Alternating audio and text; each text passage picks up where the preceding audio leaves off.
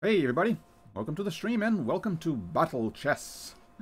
Yeah, this is a game I had since I was a kid. I've been meaning to stream for a couple of weeks now. Want to check it out. I was actually never able to beat the computer on this game. Let's see how well I do this time.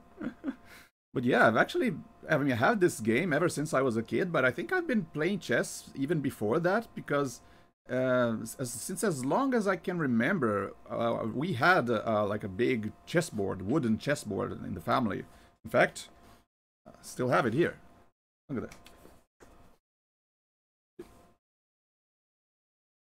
Big chessboard, and still have a big little box with all the pieces. They're a little worn now, but I mean they're very old, but they still work. Here's a picture of what they look like set up. Was dark wood and clear wood, the whites and the blacks. Cool, huh? So yeah, I guess because I've had this chessboard ever since I was a kid, and I also had this book, Manual de Xadrez. Xadrez is chess in Portuguese. So I used this to learn all the pieces, all the movements.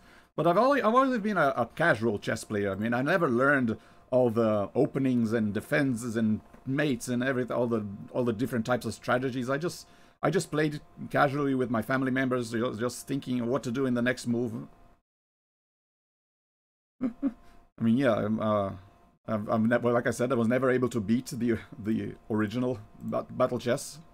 I think actually the first PC game I ever saw might have been a chess game, because I remember, I think I have very vague memories ever since, I think since I was 5 or 6 years old. I went to a friend of my mother's house, and he had this fancy new equipment, fancy new electronic equipment called a computer. See, and in this computer, I remember it was on, and with the screen there was a computer chess program. I mean, my mom's friend was very much into chess, so it makes sense that he would have a chess program. But it wasn't running in DOS or in Windows. I think it was a PC running a specific chess program, like running it. It had this green tint to it. I just remember it blowing my mind back in the day that you could actually play chess against a computer. It's kind of amazing back in the day. It's kind of cool. So yeah, when we got our own computer, we had a 486 PC that came with a CD-ROM drive, and it had a multimedia kit that had a bunch of CD-ROM games to showcase the power of CD-ROMs. Although they were usually they were very small games that had CD-ROM had recorded music on the CD-ROM tracks. And one of them was Alone in the Dark, which I already streamed, and the other one was this Battle Chess enhanced CD-ROM.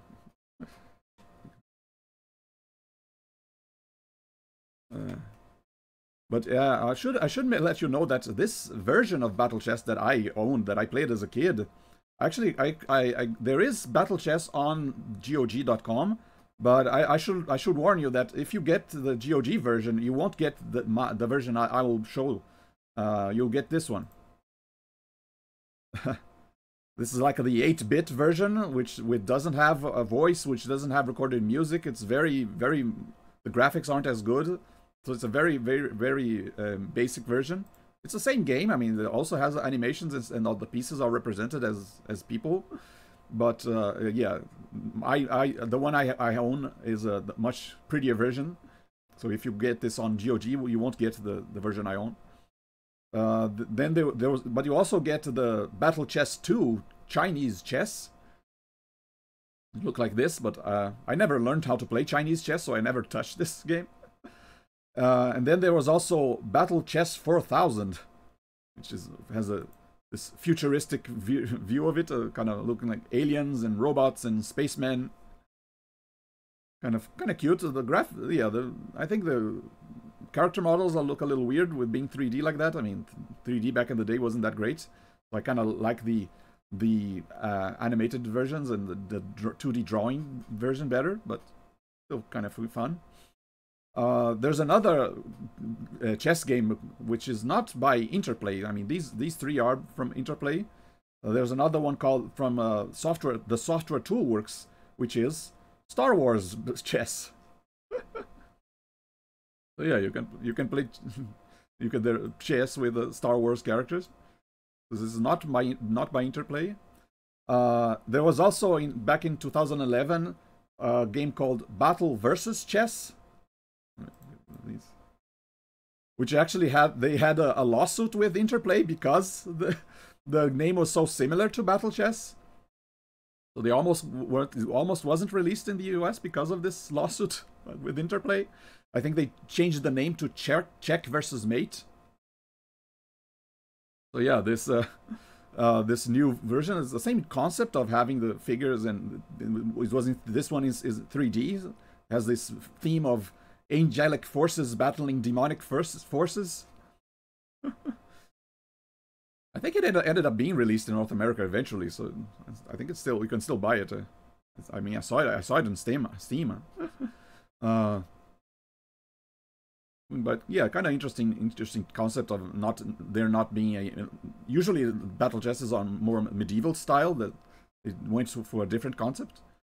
But then in 2015 they actually released Battle Chess Game of Kings, and this one was published by Interplay, so this is probably the closest thing to a sequel that from the original Battle Chess.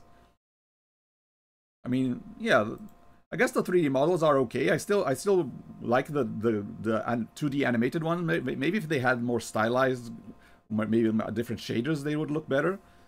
But yeah, I guess it's okay enough. So yeah, these were the other Battle Chess games in my own board I showed. So let's get into this one.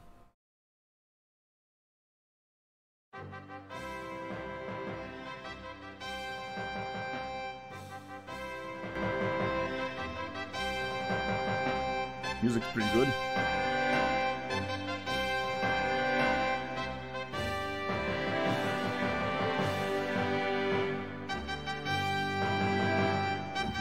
Kind of cool design there. The queen is it's like a sorceress using magic on the knight. The king back there, Rook, is a rock monster. The bishop in front of him, and the pawns next to him. Yeah, why can't we get a sequel that looks like this?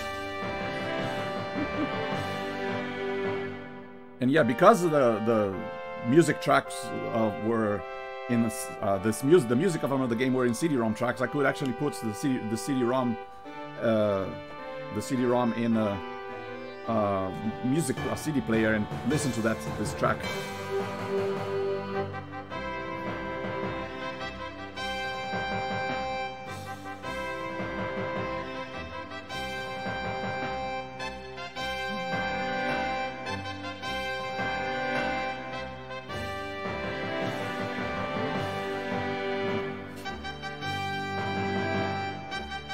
Yeah, when we get Battle Chess 2021.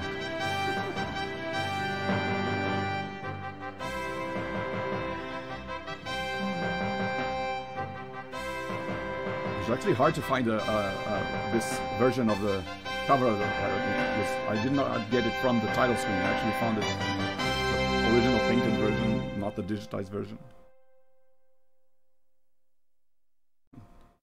There you go. See, doesn't this look much better? Just the volume here.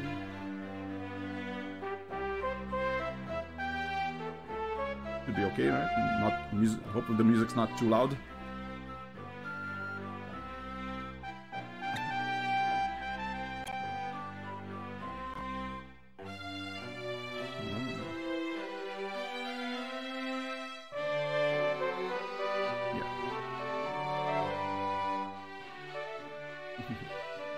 Yeah, see the little pawns and I mean, the Rook is usually a rock monster, but when he's not moving, he turns into this rock obelisk.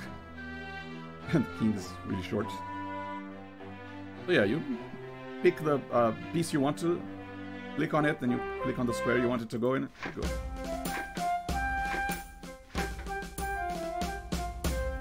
Plays a little music.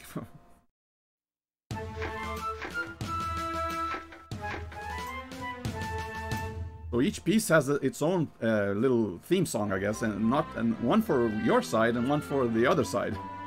So if I move the bishop, he has his own music.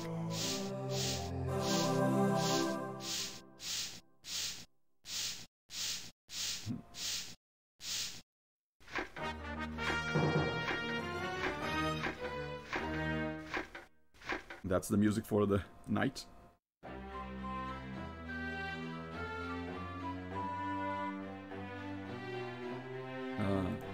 This is the music for the knight from my side.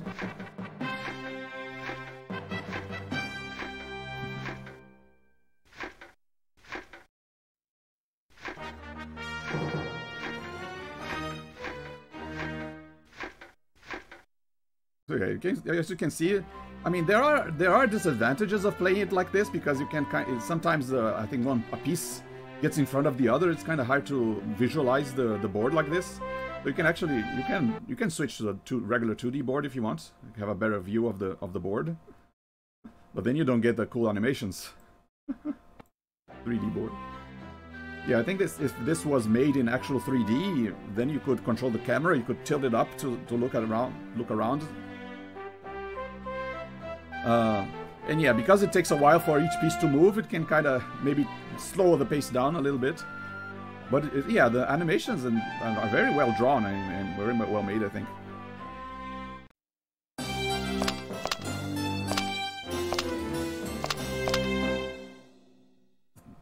Queen's music.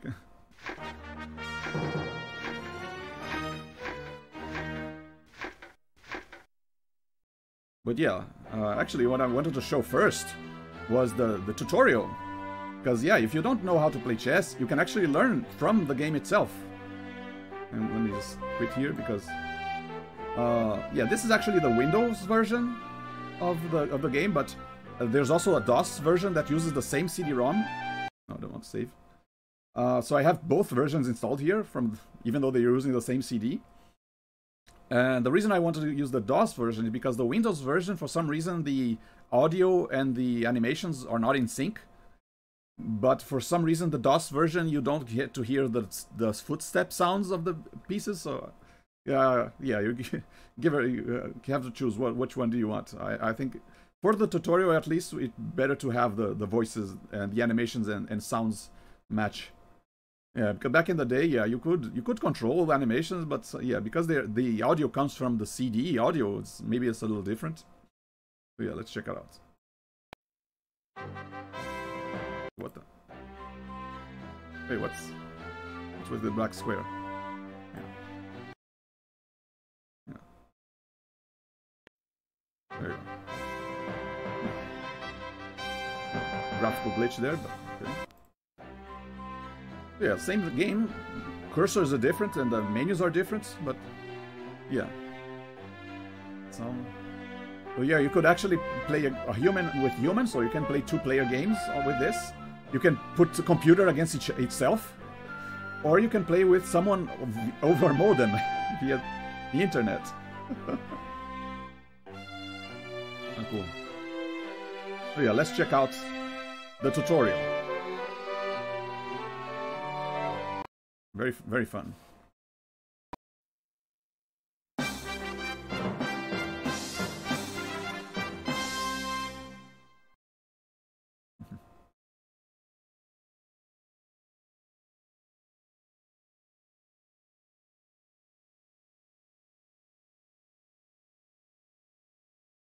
All hail His Majesty the King.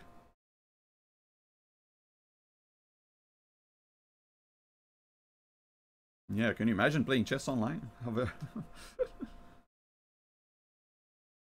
Yeah, like I said, in this version you don't hear the footstep sounds for some reason, but what's important is the voice, the other animation. Welcome to Battle Chess, the first fully animated computer chess game. This is the tutorial, and I am the king. The land you see around me is my kingdom and my battlefield. Two opposing forces meet on this battleground, but only one can be the winner.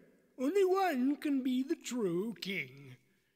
In early Indian warfare, battles were decided by the death or capture of the king, and this principle was transferred to the chessboard when the game was invented in the early 7th century. As king, I am the most important of all chessmen. In fact, I am the only indispensable man in the game of chess. But it's not easy being king. In times of war, I have to manage the defense of my realm without playing too active a role that would expose me to danger. My safety is of the utmost importance. Without me, my kingdom is nothing, and all my subjects would be out of a job. In the beginning of the game, I usually play a defensive role. But in the end game, I am more likely to use my considerable striking power to defend my realm when necessary. Except when I'm castling, which the Rook will explain later. I can only move one square at a time in one direction.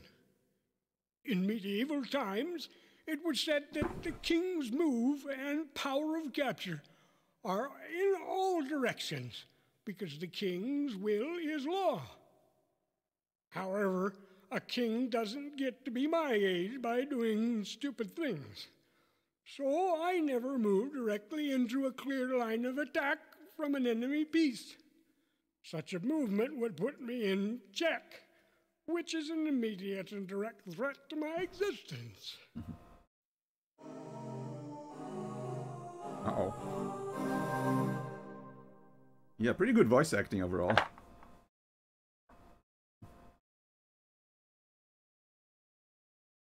Now, whenever an enemy piece is rude enough to put me in check, I must immediately take care of the situation. I can move out of check in one of three ways.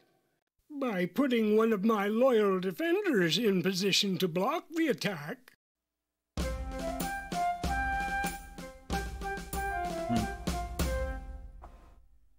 By moving to a safe square.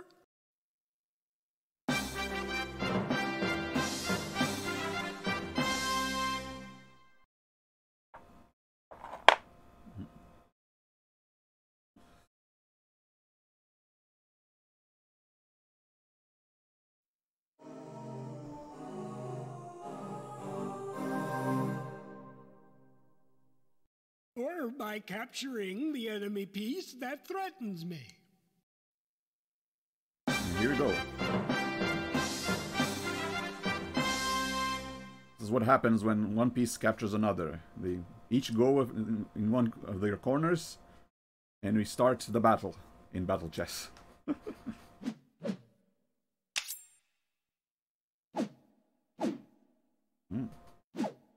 Oh dear. King is not impressed. Oh well. Uh-oh.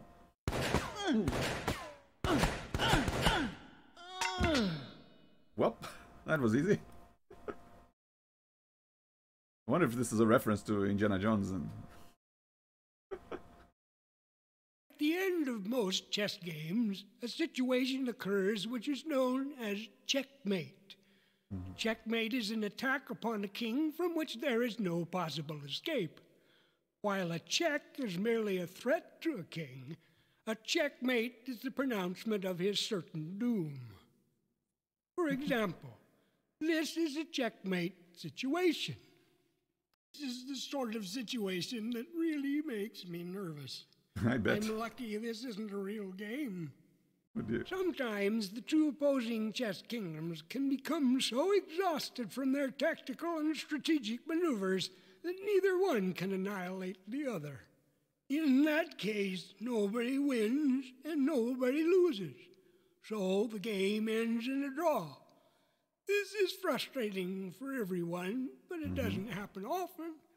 Stalemate. It may interest you to know that two kings can stand on a chessboard in 3,612 legal positions. However, even though I am powerful, it's not safe for a king to stand around by himself. One final note about the movement of a king, which hasn't changed much in 12 centuries, is that he can capture a queen, but he can never get close enough to threaten her. However, the queen can constantly threaten and harass the king.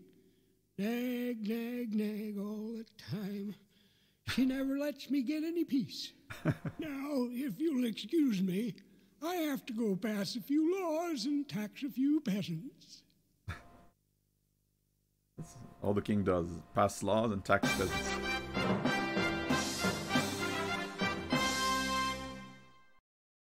So yeah, pretty cool way to learn chess, huh? Learning from the pieces themselves.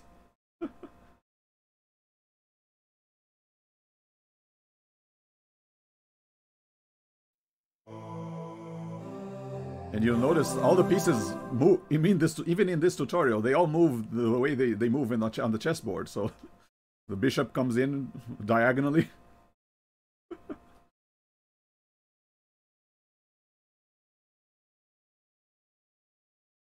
His Excellency, the Bishop.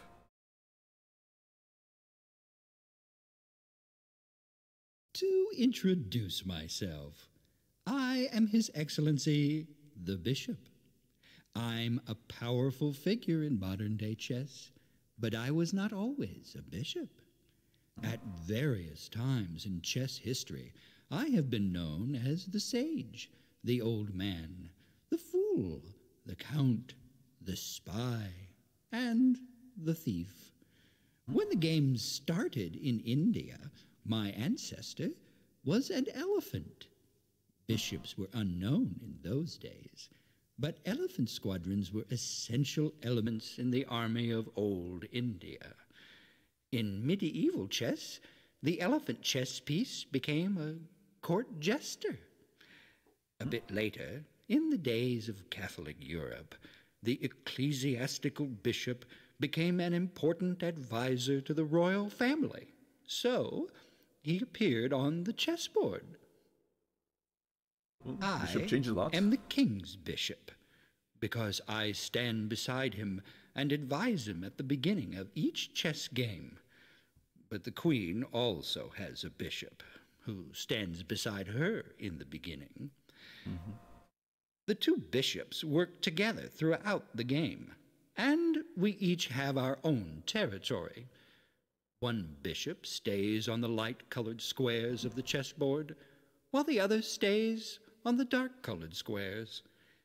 In this way, the action of one bishop never duplicates, obstructs, or interferes with the movements of the other bishop.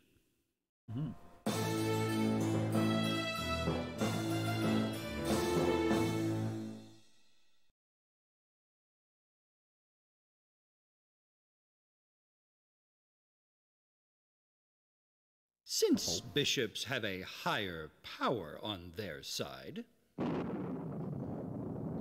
they can move diagonally in any direction over as many empty squares as desired. If an enemy is in my path, I may capture the enemy and take the enemy's place on the board. It works like this.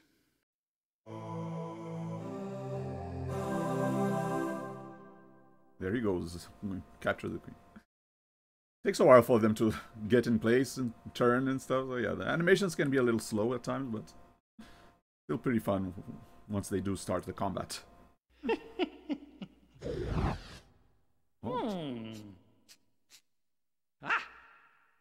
Doing magic tricks for her.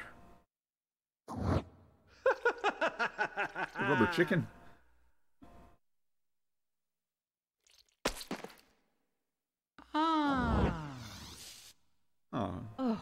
Gave her flour. Poison flower. Oh dear.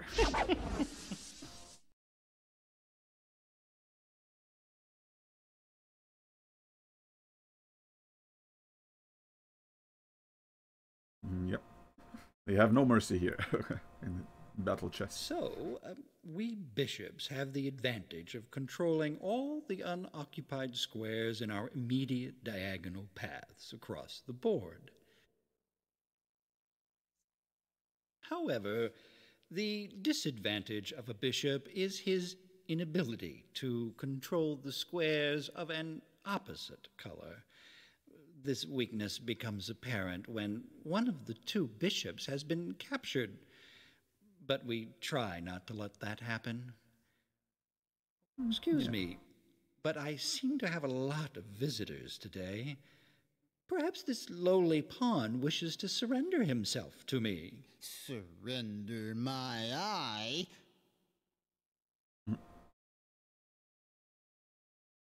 You can kind of tell which piece is going to win because they always sit on the top right corner. It's still fun to watch.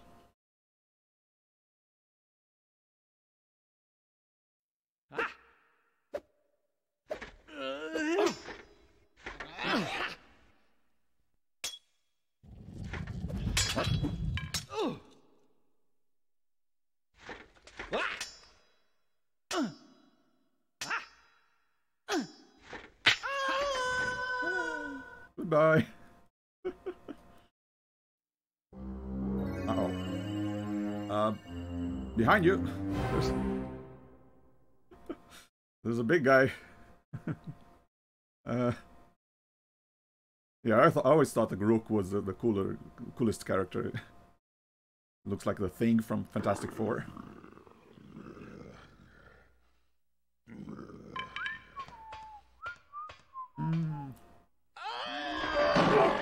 Ooh. Bash his head right in.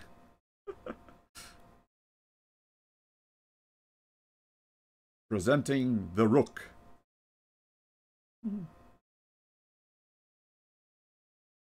I am the Rook. My name comes from a Western Arabic word that means chariot. The chariot was one of the 4 divisions of the Indian Army. The others were the infantry, the cavalry, and the elephants. I have also been called the castle, the tower, the rector, the marquis, and the boat. But if you call me anything else but a rook, I'll smash you. It is a tower in Portuguese, I am but second only to the queen in terms of my power of movement. I move parallel to the sides of the chessboard, across any number of unoccupied squares in any file or rank. I can move forward, backward, or sideways, but not diagonally. If an enemy is in my path, I can smash him and take his place. At the beginning of a game, I can't do much because everyone is in my way. I hate that. I want to smash things. I'm best at controlling long, open lines of squares. I am most powerful when I work as a team with my brother Rook, who starts the game at the opposite end of the board from me. If I start on the queen's side, I am the queen's Rook. Then my brother would be the king's Rook. Now pay attention, because I'm going to demonstrate castling, and I'm only going to go through it once. okay. You don't understand, I'll smash you.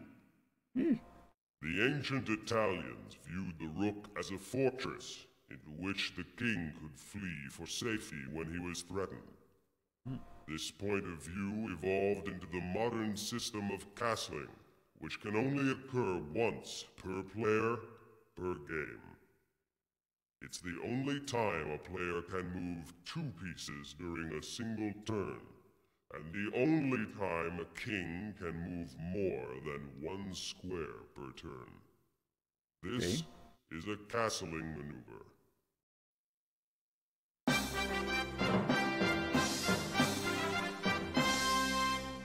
Yeah, the king moves 2 squares in the direction of the Rook, and the Rook moves to the other side of the king.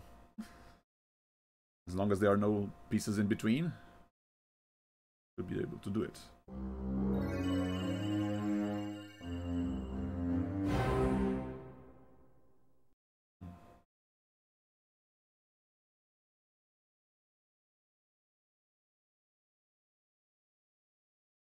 This move usually provides more safety for His Majesty, and puts me in a better position to bust some heads. Castling can only occur if the king and the castling rook have not previously been moved during the game, and if the king is not in check.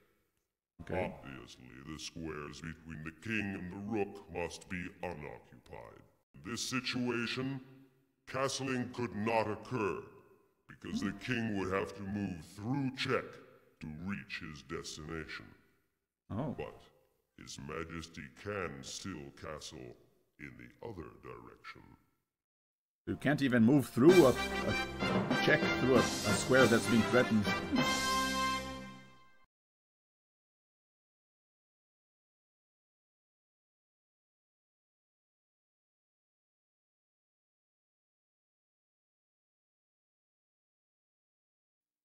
Just morphs from that obelisk into the stone monster. Kinda cool.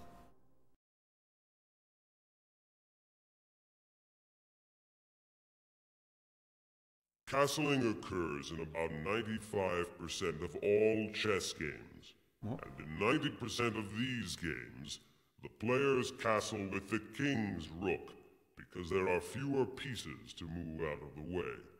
Makes sense. That's all there is to it. It should now be obvious to you that a rook laughs at danger. I scare the pants off most other chess pieces. Entire armies break like crashing waves against me, leaving me unharmed. I fear nothing. Well, almost nothing. Yeah. Queen can easily take down a rook.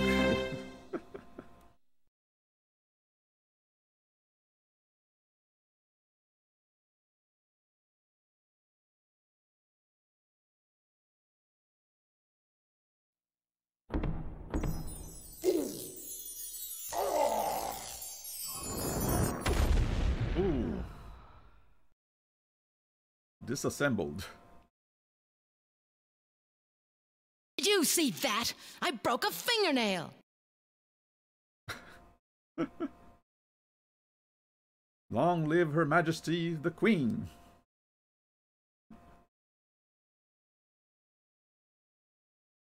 Sorry. The king kept me awake with his snoring all last night, so I'm kind of in a bad mood. Anyway, I'm the queen. I'm the real power behind the throne and in front of the throne in this game. I don't just stare at myself in the mirror all day like those wimpy queens you read about in fairy tales.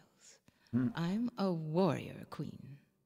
I go out and do all the real work while the king sits around the castle passing laws and taxing peasants. I can fight any other piece in this game and beat the stuffing out of him, despite what that egomaniac Rook may have told you. In the early versions of chess, there was no queen on the chessboard. Obviously, this was a major mistake.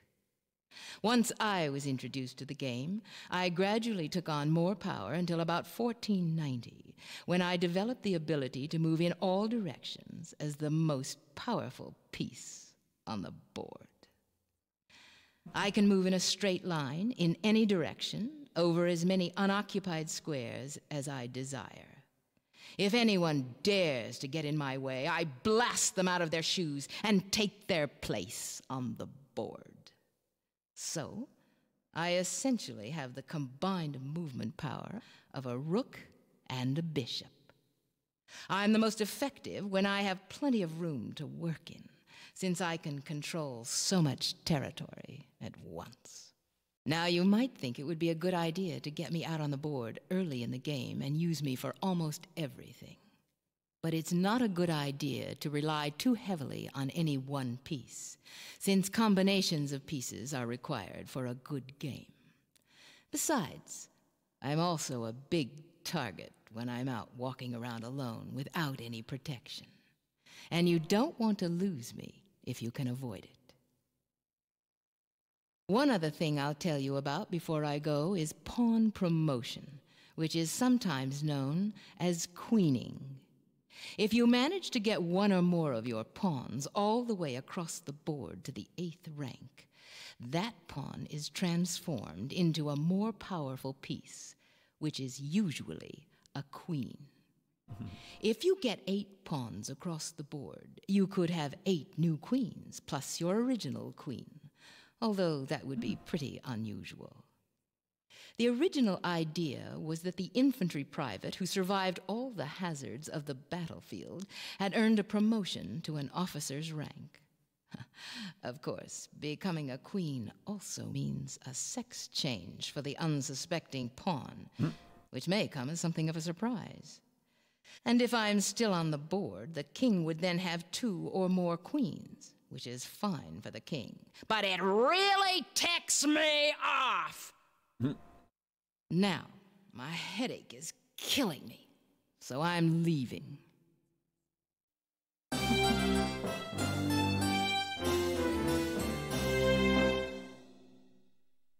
Very cute, very cute that each piece has their own personalities. Here comes the knight. And like I said, he'll move in the usual direction of the knight.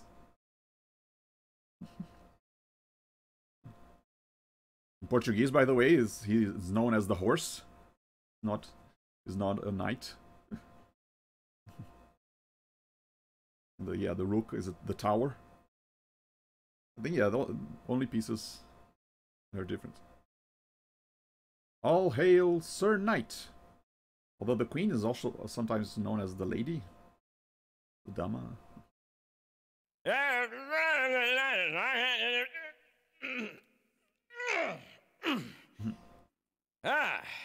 That's better. I am the knight, and I have a question for you. Have you ever heard of hippophobia? It sounds like a fear of hippos, doesn't it? Actually, it's applied to chess players who fear the presence of enemy knights on the chessboard. These players take great risks for the sole purpose of getting those enemy knights off the board. Hippos comes from the Greek word meaning horse. In many countries, the knight is still known as the horse, and many chess sets represent the knight with a piece shaped like a horse. My unusual L-shaped movement is intended to symbolize the action of mounted troops on the battlefield. I attack the enemy as they pass, rather than in front, and leap over obstacles in a bound, unable to stop in mid-leap. From my starting position, I move 2 squares along the same rank or file, and then 1 square to the right or left. I can make this move regardless of any pieces that may be in my way, friendly or hostile, as long as my destination is not occupied by a friendly piece. Enemy pieces are taken like this.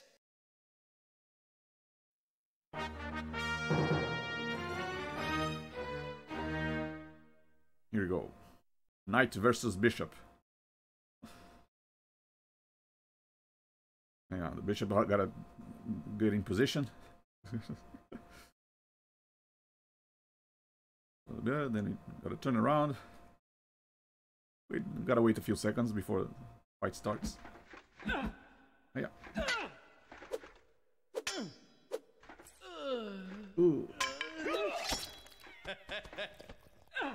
Whoa. Ghost came out. Oh, he still lost though. A unique advantage I have is my ability to attack any other piece without placing myself in immediate danger from that piece. Once I make an attack, no one can stand in my way. No other chess piece can say that. I'm also the only chess piece that can move before any of the pawns have moved at the opening of the game. I leap over them like they aren't even there. You'll find that I am most valuable in cramped positions, and when there are a lot of other pieces on the board. I'm not one of those wimpy pieces like the bishop who prefer to work at long range. I like to get in close, where I can see and smell my enemy, and make him nervous with my presence. At various times, I have been referred to as the clown of the chessboard, the terror of the chessboard, the jumper, the boogaboo of the beginner, and the practical joker. Now, I believe this lowly pawn would like to say a few words.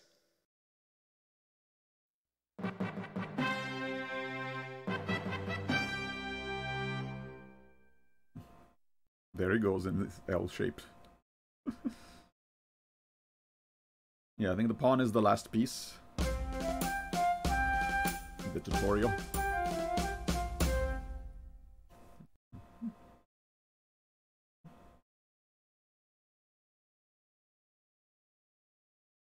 The lowly pawn. Poor dude.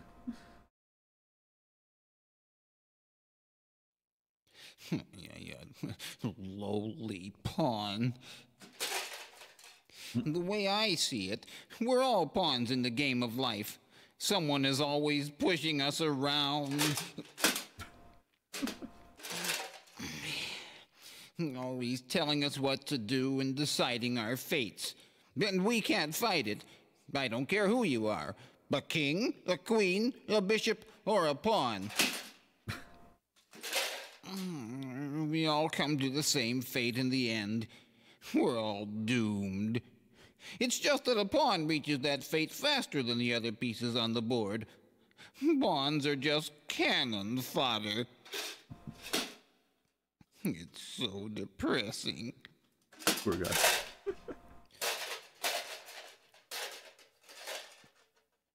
Consider this. These are the functions of the 8 pawns. To shield the king by controlling the 3rd and 4th ranks with our bodies. To defend and be the first to be sacrificed. To engage the enemy in combat. To prepare the way for more important chess pieces. And, if we're really lucky, to struggle forward to the 8th rank for a battlefield promotion. As you can see, these pawn functions aren't exactly conducive to a long life. Have you noticed you never see a gray-haired old pawn? Now you know why. The word pawn is derived from peon, which means laborer. In 15th century England, the 8 pawns were carved to represent different trades. The rook's pawns represented farm workers. The knight's pawns represented stone, iron, or woodworkers, or keepers of the king's highway. The bishop's pawns were notaries and innkeepers. The king's pawns were merchant bankers. The queen's pawns were physicians. Those were the days when we had better lives. Then, different. in the 18th century, all pawns were made to look identical, and we lost our individuality. Now it's more like being in the army. Let's talk about my movement. Either because we're brave, or because we're stupid, pawns can only move forward into unoccupied squares, 1 square at a time. We never retreat, so a bad pawn move can't be corrected. However, the first time a pawn is moved, he has the option of moving forward 2 squares.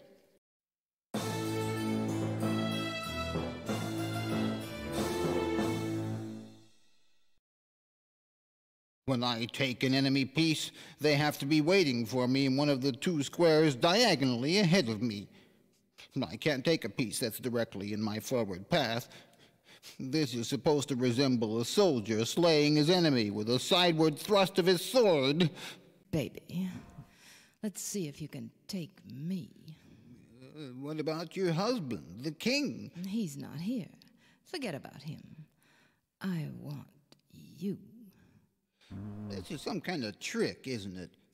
You're my sworn enemy, Your Majesty. Yeah, You'll don't trust her. never know unless you take a chance and come on over here. It's your move.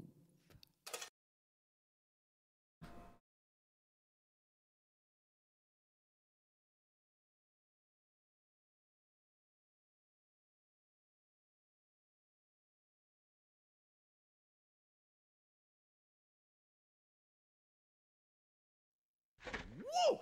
I'll show you a royal good time.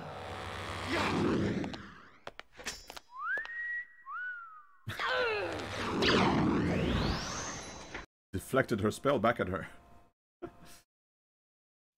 I knew it was a trick.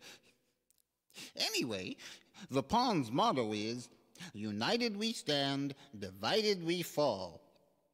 Pretty clever, huh? I just made it up. But the biggest pawn weakness shows up when a pawn gets isolated from its fellow pawns. Isolated pawns are easy prey for enemy attacks. However, you'll notice that more powerful pieces usually retreat when faced with a pawn attack. A queen is as strong as 8 pawns, but she will normally retreat when attacked by 1. That One one's more defended. thing I should tell you about is how I take an enemy piece en passant, which is a French term that means in passing. When I'm in a square at the 5th rank, like I am now, and an enemy pawn decides to move forward 2 squares on his first move, I can capture him en passant, like this. I've never actually seen that happen in a game. It must be very rare.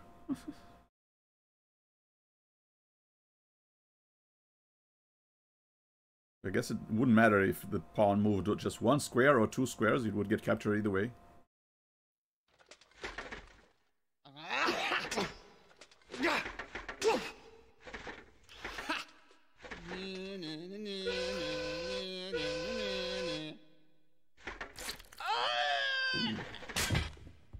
Yeah, don't provoke your opponent like that.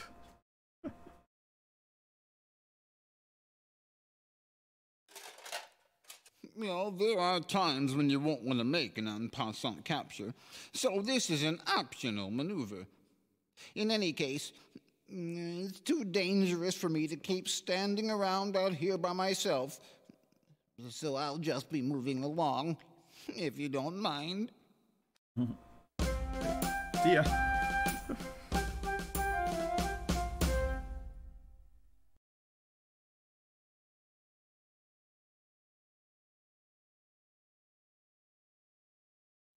There's a lot more you need to learn about chess than we can possibly tell you about here, but you should know enough now to get started. And what's my advice? Avoid losing, and that way you'll always win. Okay.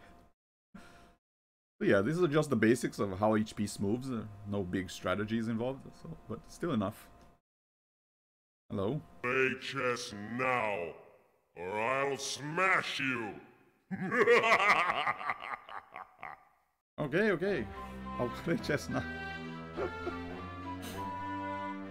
But yeah, that was fun. I really enjoyed that as a kid. Learning not just how the pieces moves, but all the different personalities of them, how they sound. Like I said, very, very good voice acting overall. Yeah, when's the remake of this? That's what I want to know. But before we start a game, how about I know what you want. Let's check out some of the combat animations. How about that? Clear the board. So I can actually prepare the board however I want. And well, the board needs 2 kings. You can't have a board without the kings, but we can check what each of the animations look like. So let's see. I guess you can start with the queen. So we can go like queen versus no, this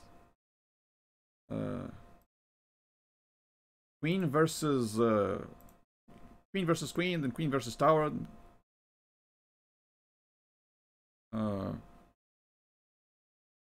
Maybe queen versus bishop, and then queen versus knight, and then queen versus pawn. Finally.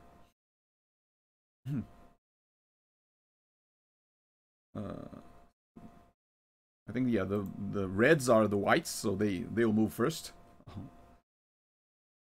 So yeah, so like keep each king on in their corner. I can do this. Okay, just done. Okay, let's see what is queen versus queen.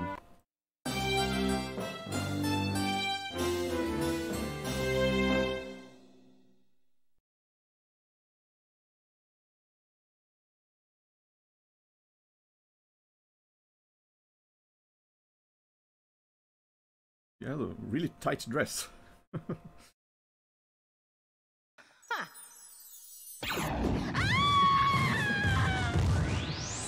Oh, that was quick. Yes, yeah, they both had the same power, but the red one was faster.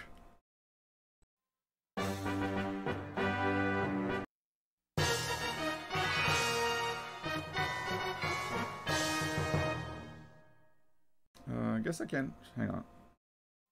I can move both human versus human. So there, I can put human versus human so that the king doesn't move when after each piece is taken.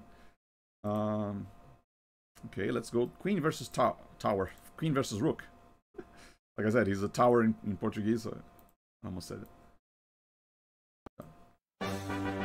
Oh yeah, actually I already saw in the tutorial. Never mind. Yeah, we already saw how she deals with the rook. So let's do queen versus bishop. Yeah. We saw the bishop take the queen, but not the other way around.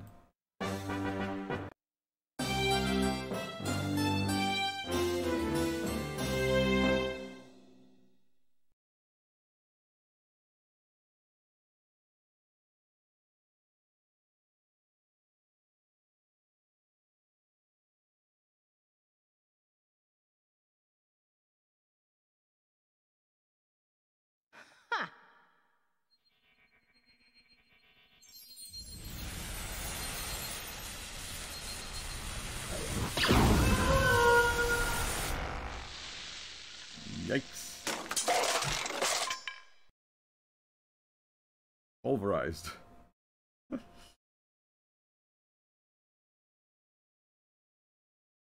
yeah, queen, pretty powerful spellcaster in this game. Okay. The knight. Oh yeah.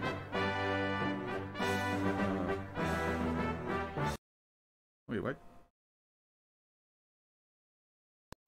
Oh, I guess because the king moved. Okay, I guess I have to move the king so it's the queen's turn again. Even if I'm setting up the board, it doesn't reset the turns.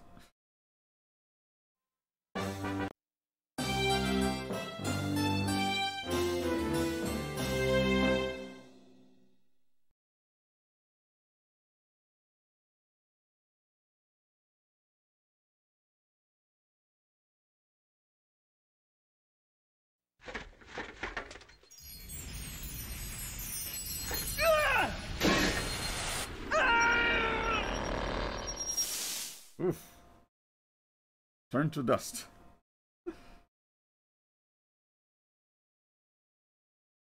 Yeah, she has some pretty nasty spells there. Huh. The icon for when the king is in check. I'll move him anyway.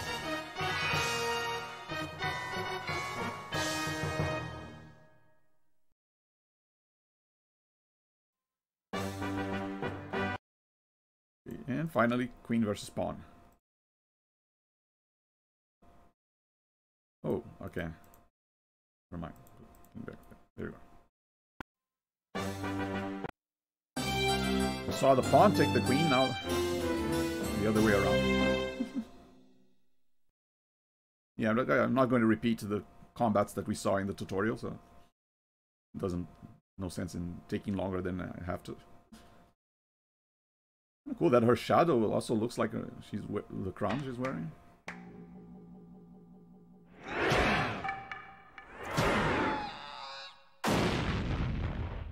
And he's gone.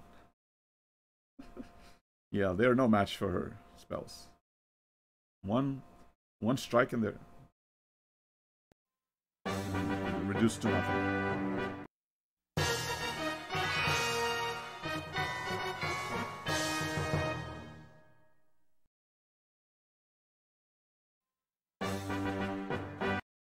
Okay, next piece, the Rook.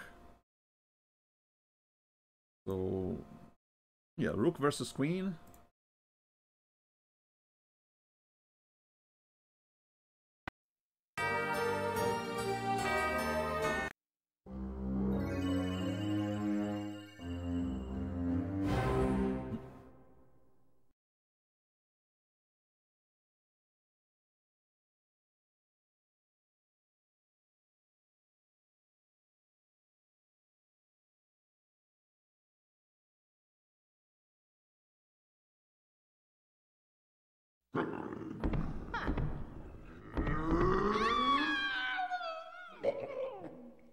Oh dear.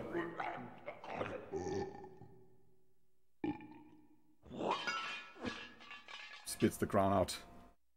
Yikes. And steps on. Add insult to injury. Yikes. Yeah.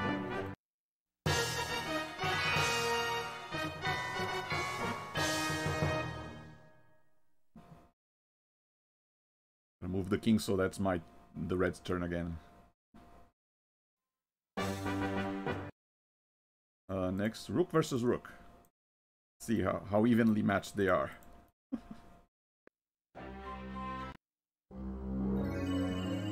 It's clobbering time.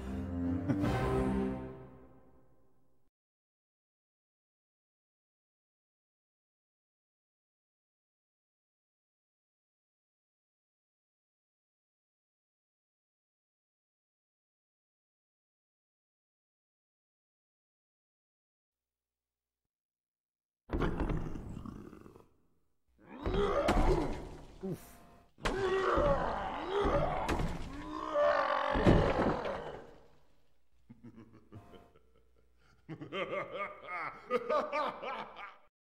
Oh. I guess all it takes is one extra punch.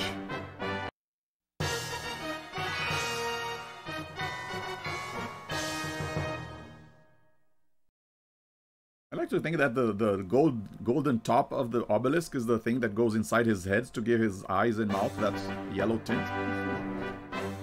That's how I envisioned when the bricks morph to form his body. Okay, Rook versus Bishop, we didn't see yet. Hey, new music.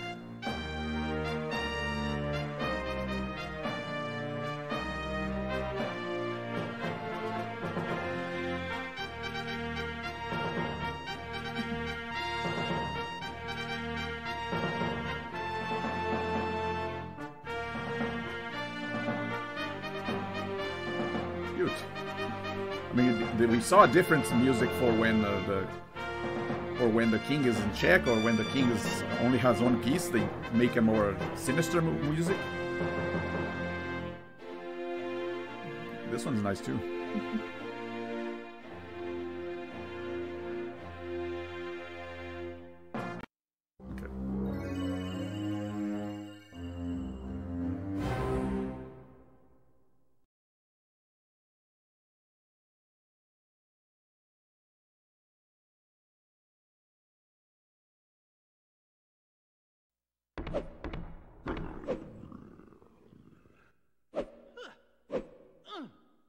Yeah, he's not impressed by your moves. Ooh, bad idea.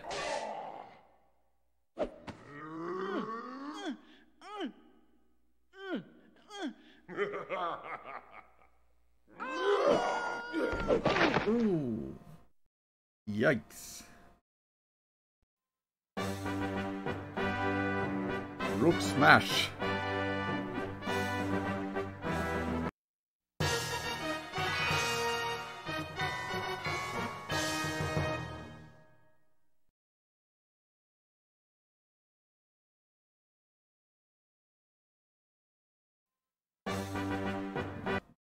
Okay.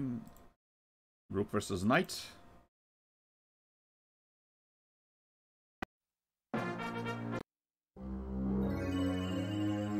Once we're done with these animations, I'm gonna want to try and play against the computer, and then once I fail, because I'm going to lose, then I'll play against. I can play against someone in chat if they want.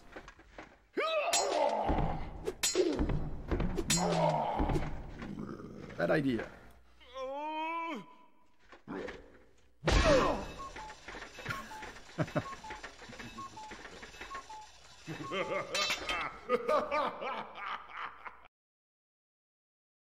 Kind of cartoony. Still fun.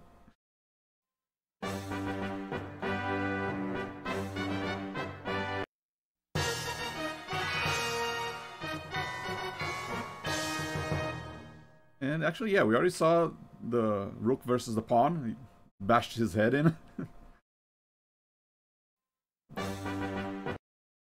So next is the bishop. Oh wait, red bishop versus with the queen we already saw versus the rook. Yeah, he gave her a flower and poisoned her.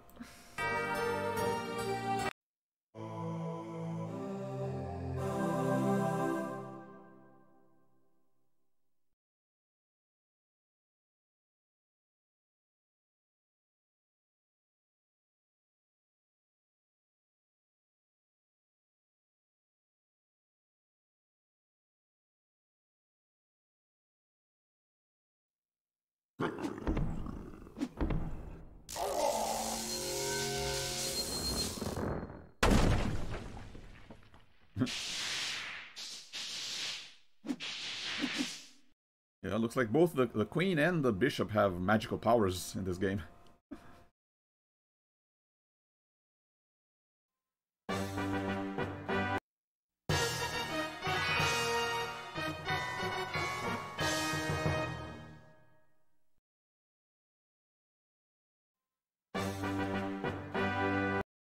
Okay. Tower. Yeah, one bishop versus another bishop. Haven't seen that yet.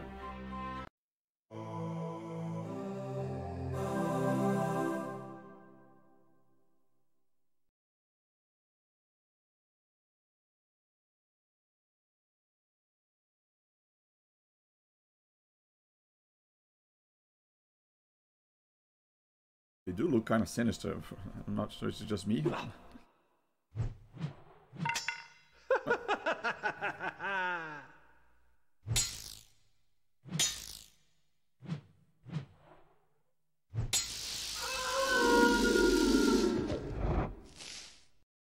Yeah, the other guy seemed more experienced in using his staff.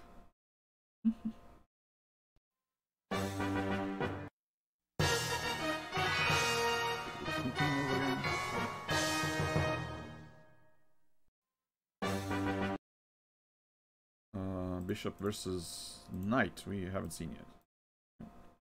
We saw the bishop versus a pawn. No, we saw the pawn versus bishop, not the other way around. So, yeah. Do bishop versus pawn later.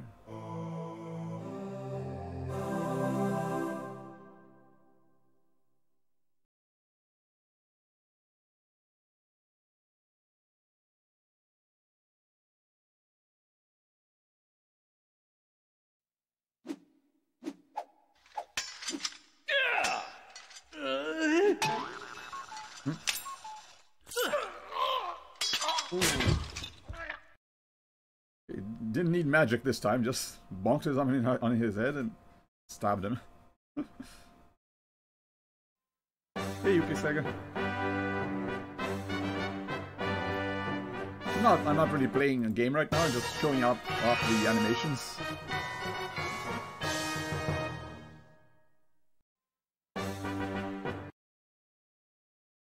They're very fun and very well made. So. Bishop versus pawn.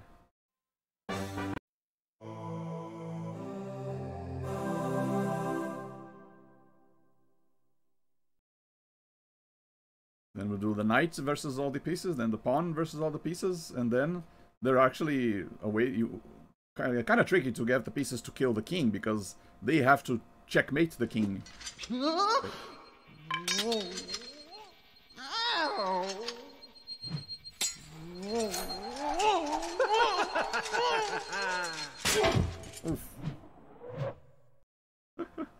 Oh, hey, Lep.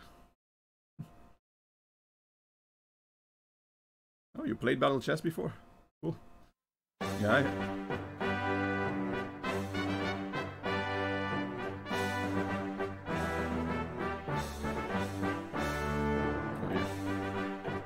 Yeah, I had this since I was a kid, CD-ROM version. Unfortunately, the version in GOG is not this version, so to get it there, it won't. You get the 8-bit version, not the CD-ROM version.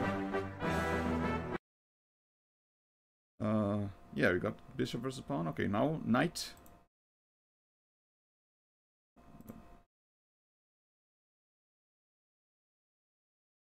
I mean, nowadays you can play chess online. There's like the chess.com, and I downloaded a chess app for my phone. I could play it. It's a very convenient way.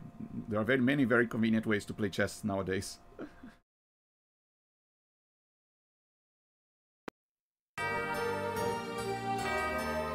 Knight versus queen.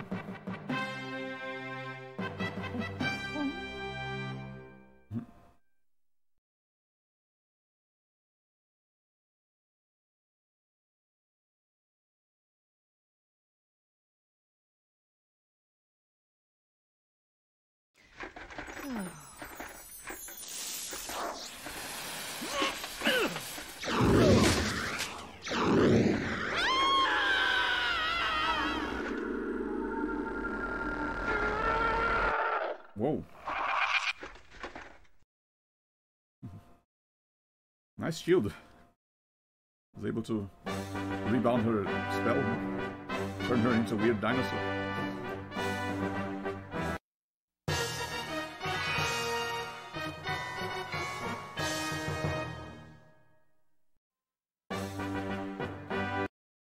I think, yeah, because of how the speed, I guess, of all the animations. I mean, it is fun to do it, to play the game like this one every once in a while, but even though I had this game, I think I didn't, most of the time I played it like this, because I just wanted to play it to play, not just to watch all the pieces. Even though, yeah, these animations are fun, but maybe not for every game. Once in a while.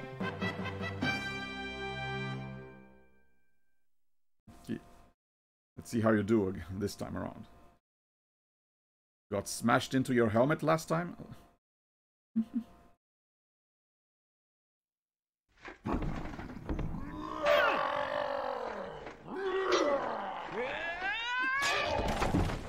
Whoa.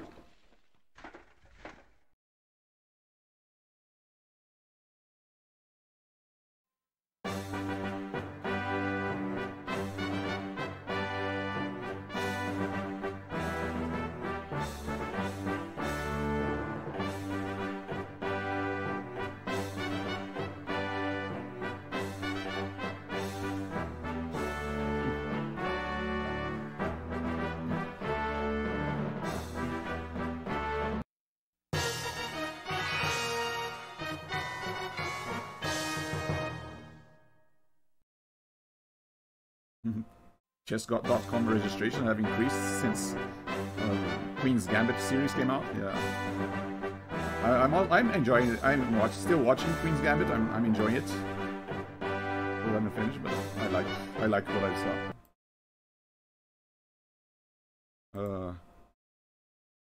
Though it wasn't because of the series that I decided to stream this. I had planned on it a while. It's just coincidence that all of a sudden there's an interest in chess games. Oh, your dad used to play this religiously? Cool. Yeah, it's a very fun game. Although, like I said, also very hard. I was never actually able to beat it, even in level 1 difficulty.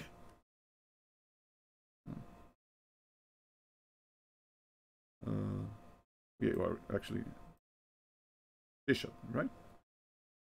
I haven't seen Bishop yet, right?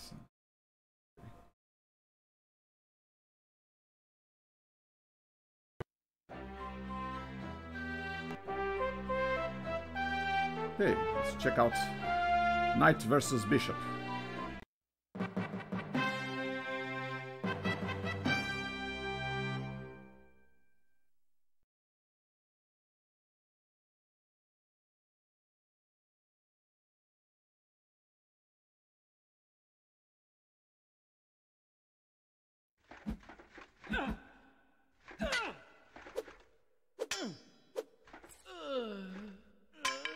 Wait, yeah, we already saw this. I just now remembered. Yeah. What? Yeah, when the knight was... I thought the bishop only fought the queen and the pawn during his tutorial, but a bishop showed up in the knight's tutorial. Oh.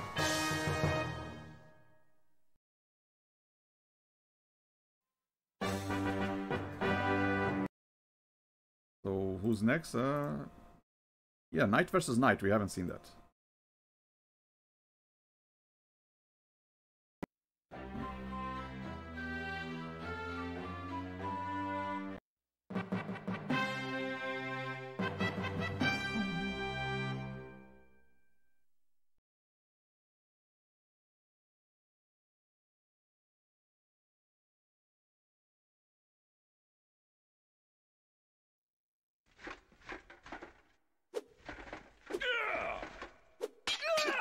Oh.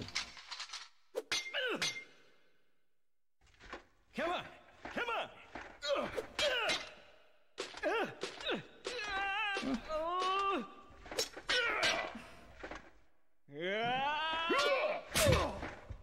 Is this a Monty Python reference? It's just a flesh wound.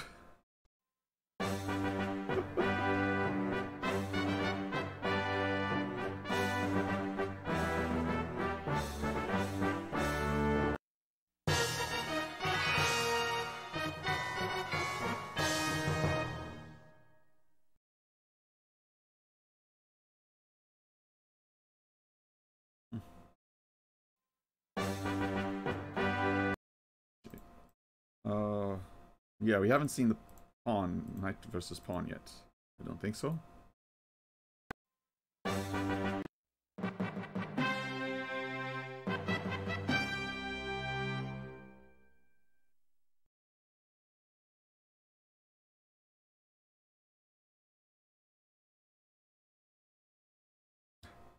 Yeah, sorry, pawn, you're clearly outmatched there.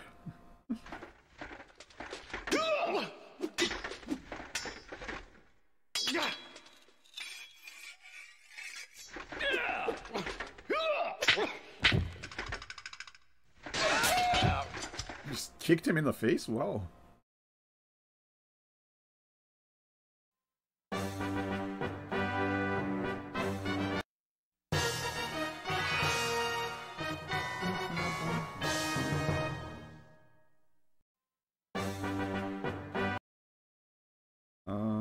Yeah. Finished. I think we've done with the knight. I mean, we'll do all the pieces versus the king later. We already saw a pawn take a queen. We saw a rook taking a pawn, so now let's see how he does it. How can the lowly pawn defeat the mighty rook?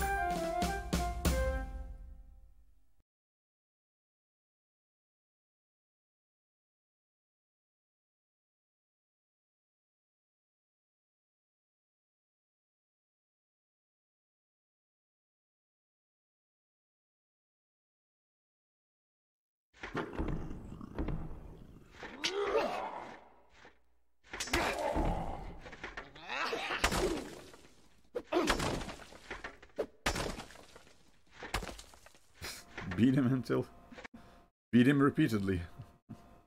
till he falls apart.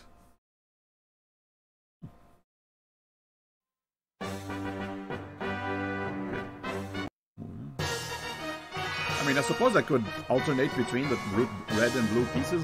I could put a blue pawn there, but it's just easier to keep track of it like that, moving the king every time. Okay, pawn versus bishop we already saw. He opens a hole and falls down. Pawn versus knight.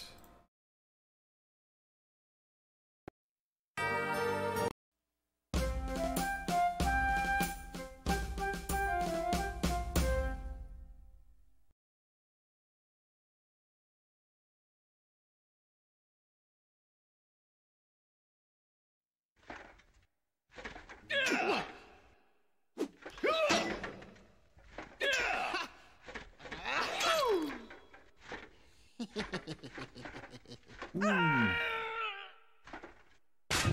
Right down there. Oh dear.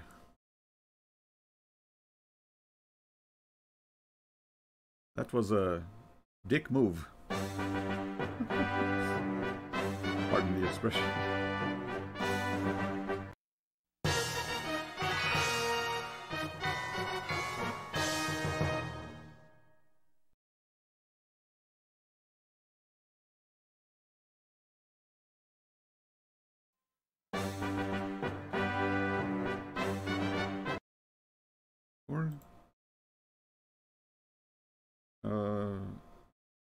Pawn versus pawn, we already saw, yeah, they provokes him.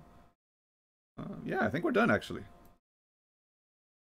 So, I'm actually I prepared a few checkmate scenarios for each of the pieces.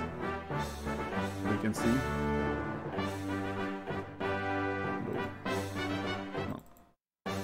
There, put rooks blocking all the big ways, and so now the pawn can just go to and check the king. That's how you see how they kill the king.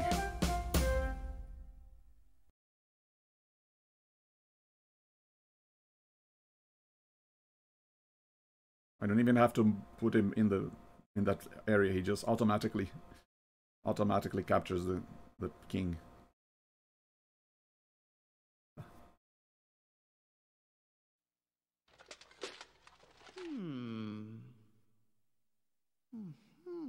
Yeah, sorry, king. You're all alone now.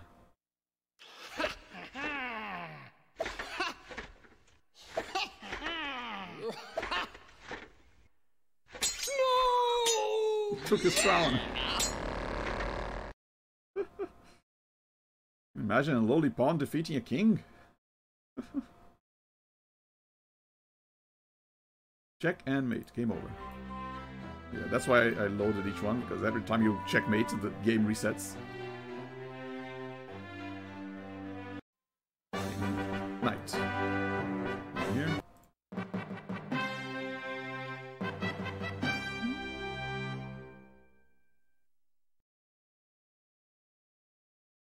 How does the knight kill the king?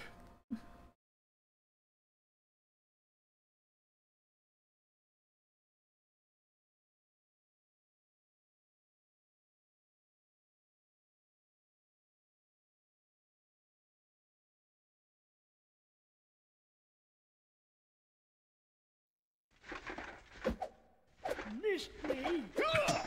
My scepter. Oh. Oh my. He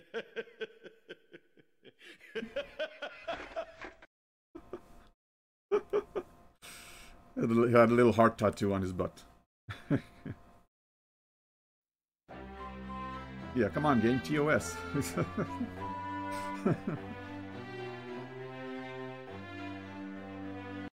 Bishop.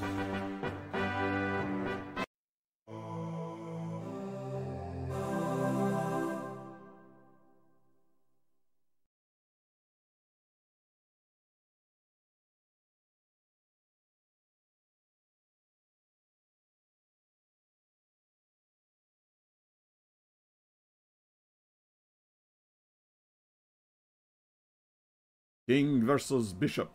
Fight!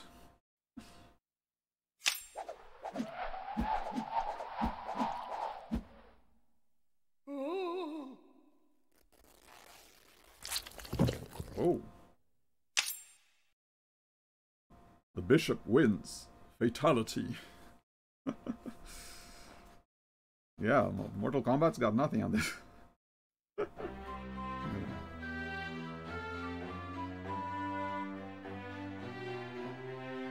Rook.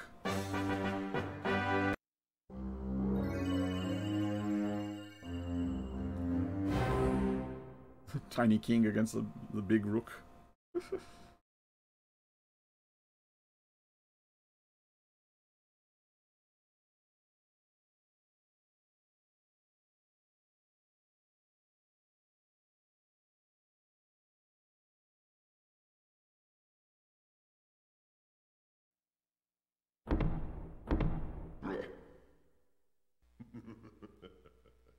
Sorry, king.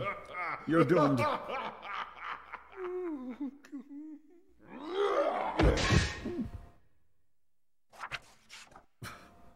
Button.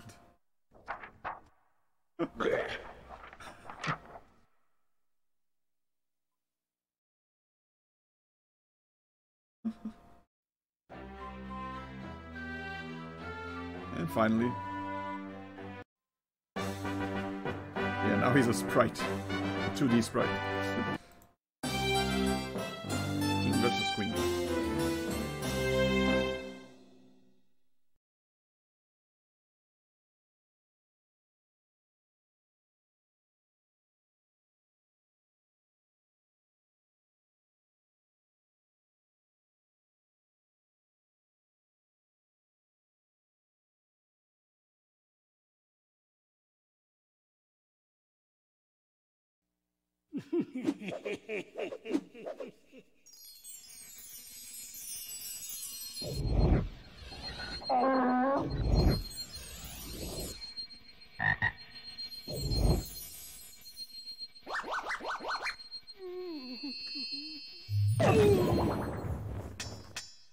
Just vanishes.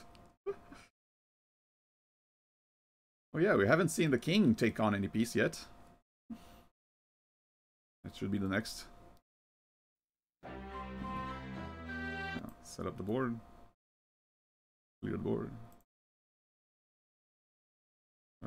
Red king. Blue king there. Okay, let's see. Yeah, like he said, he can't. This only way for him to take a queen like this is if the queen lets him, because he can't ever get close enough to any. All the squares around the queen are threatened squares, so he can never go to one of these positions. Hey, if the opponent wants to give away his queen, the king's not going to say no. Maybe if the opponent is distracted or something.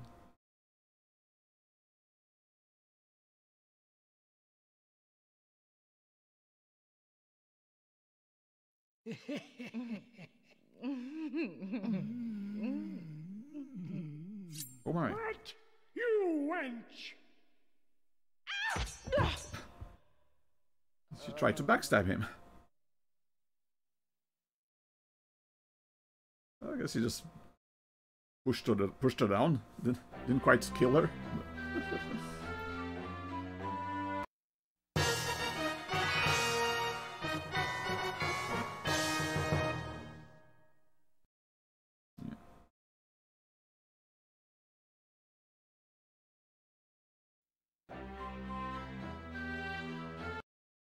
Okay, now king versus rook.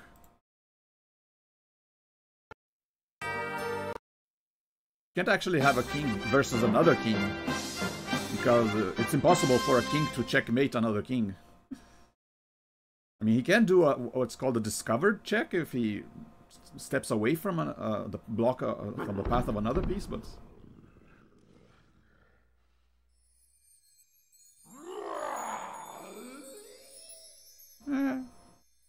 so tiny.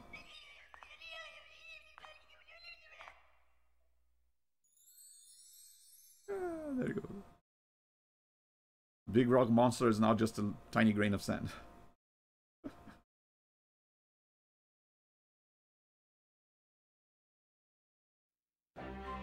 But yeah, like all these squares are threatened by this king, so the other king can't ever go next to the other king, so one king cannot take the other. But there are no king versus king animations.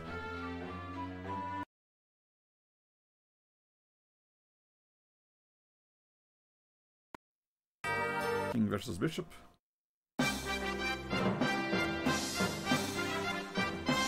Yeah, I guess the king also has magical powers in this game.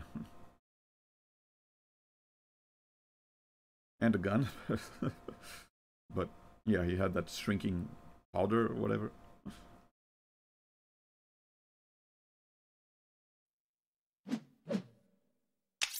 Oh yeah, we already saw this. He shot it. Shot the bishop. I keep forgetting.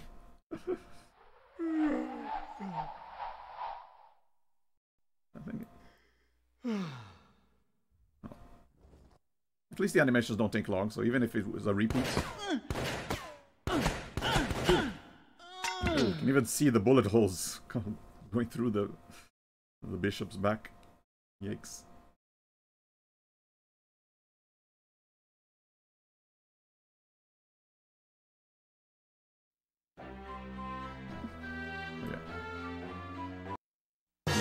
Thinking icon when the computer is thinking.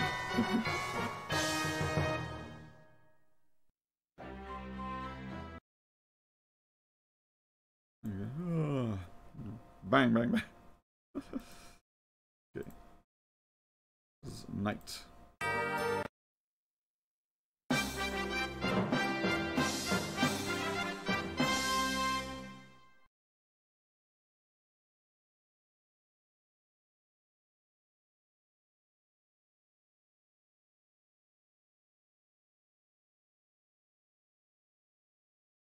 Yeah, it takes a little while for them to turn the animations.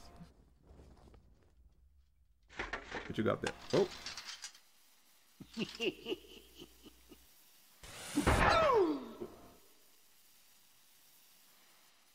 Oh no!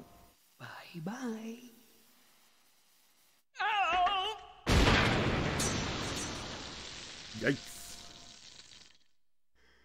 Okay. The king's so tired of all this combat thing. It's just so easy for him.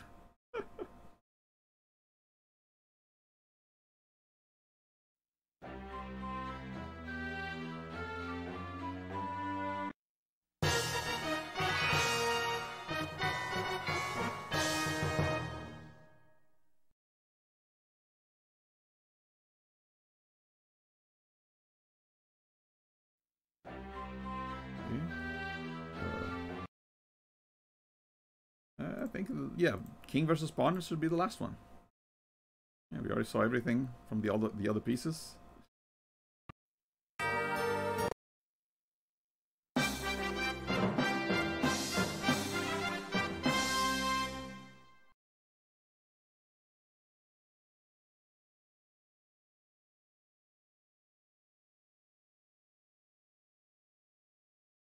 It sounds weird to me without the footsteps. The footstep sounds. Maybe I'll do a game on the Windows version, even if animations are sound. Oh. Oh no! Has a mace scepter. I'm not a mace, a chain morning star. What do you call it?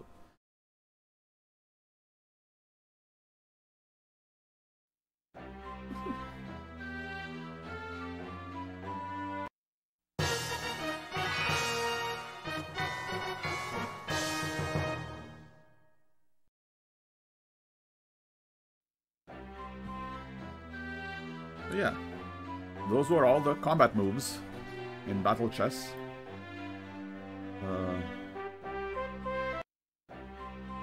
Yeah, let me just quit here.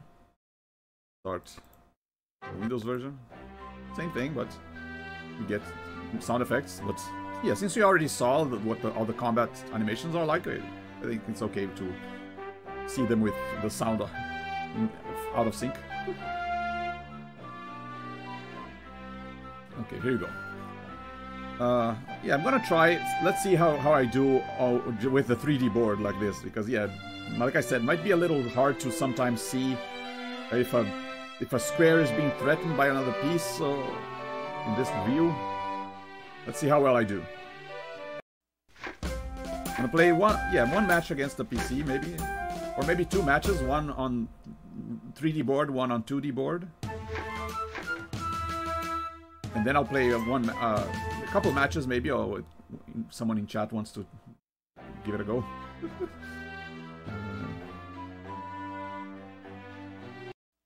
Oops. Misclicked there, but okay. I meant to click on the first.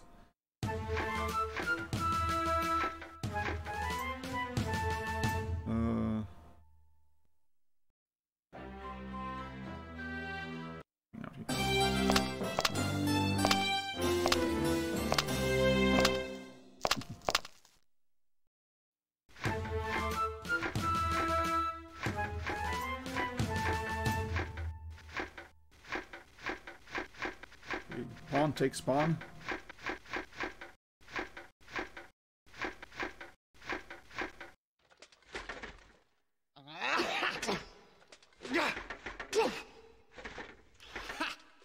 Can I skip the animations? I wonder. See how they're out of sync. There are animations, animate combat, quick play.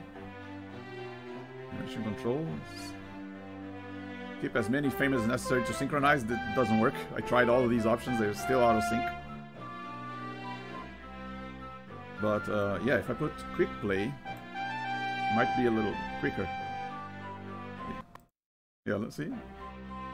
You don't see quick plays, so you don't have the walking animations or the combats. I think animate combats will not animate the walk, but will animate the combats.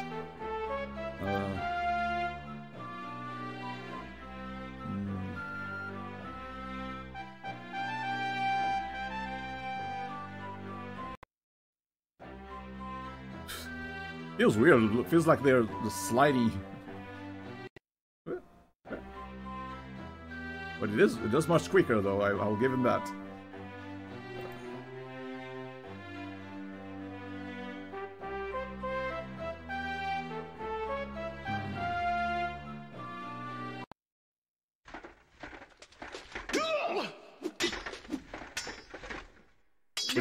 Would you prefer to watch all the walking animations, watch all the combat animations? Or...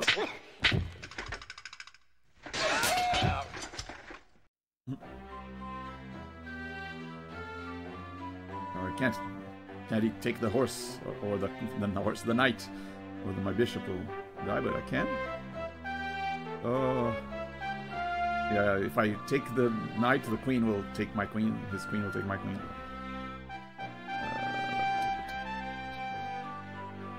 Do this, threaten his knight with my bishop.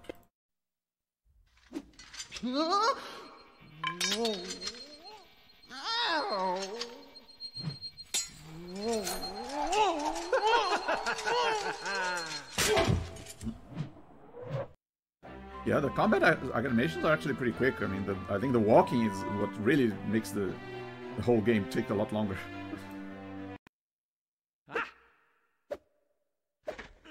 I think this is a good compromise, a good middle term between being too fast or too slow.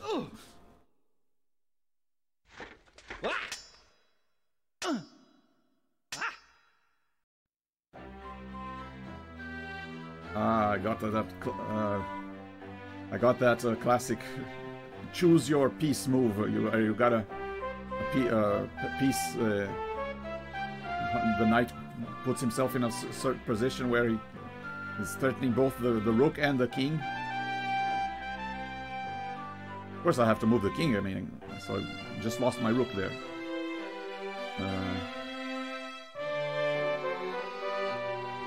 Yeah, it's hard to anticipate some of the movements of the knight because of all the L-shaped moves. At least for me, anyway. Like I said, I'm a very casual player.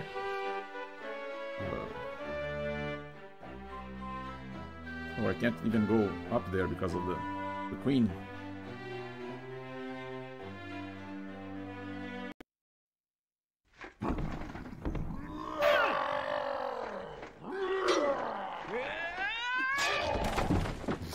swipes his legs off. Okay.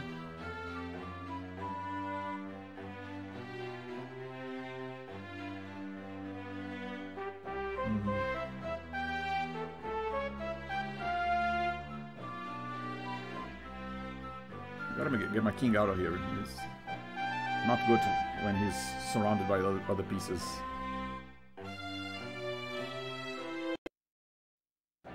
Uh-oh. Like that. And she took my king. My horse. Nice.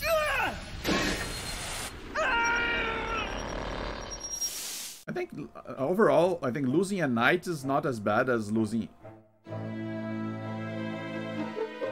a rook.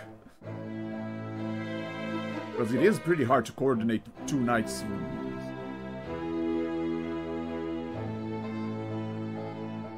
Pretty cool music. Yeah, kind of cool that it's not just one music for the whole game. Let's see.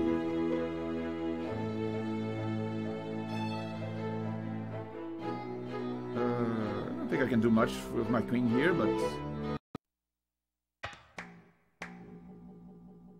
Oh wait, what am I doing? I just lost my other knight. Oh dear. Oh, okay, he didn't take it. Okay. Okay, well, the one thing I know about the AI in this game is that they love exchanging queens.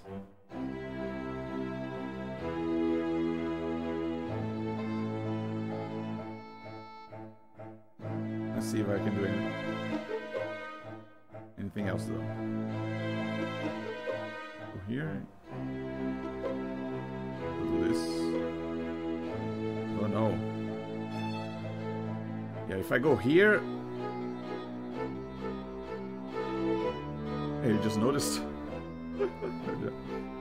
Yeah, if I go here and the queen moves here... I'll be able to take her, but... I won't be able to go here, but I will be able to take her. Okay. I think this is safe. Oh, okay, now it's not safe.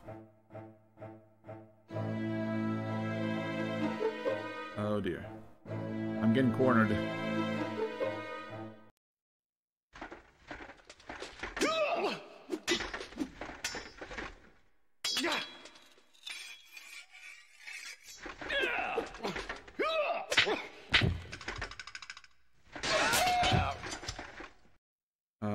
Let's see, I can sacrifice my bishop to take one of his horses.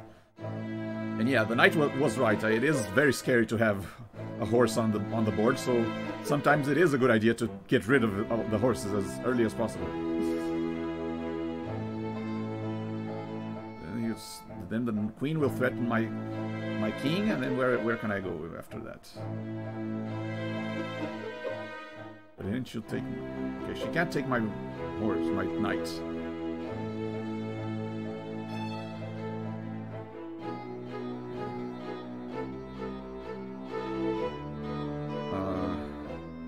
I can, however, hang on. I can do the queen exchange.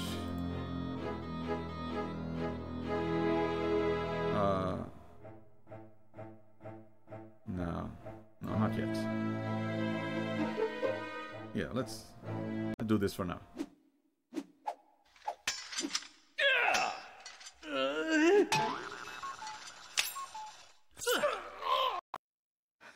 There she goes.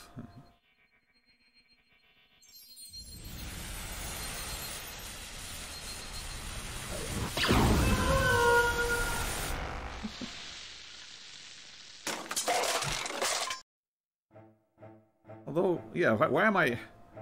I just remembered, I'm playing on this version because I wanted to hear the footsteps, but with the quick animations I'm not hearing the footsteps.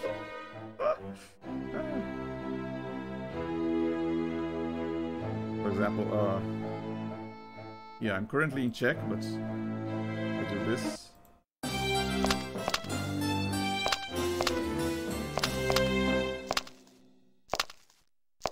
He walks off. Oh, funny. Very confident walk there. I mean, she is very powerful, so it makes sense.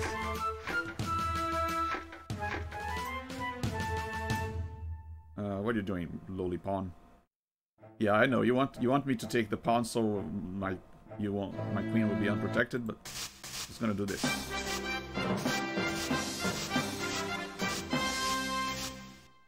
But then this pawn can do a discover check. If this pawn, if this pawn moves.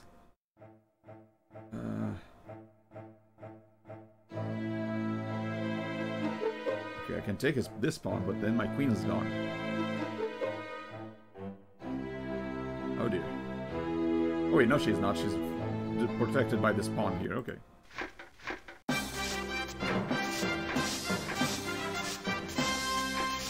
I mean, she'll still be gone, but I'll be able to take his queen as well. What you don't want to do is lose your queen, and then the opponent still has his. Oh no! Oh.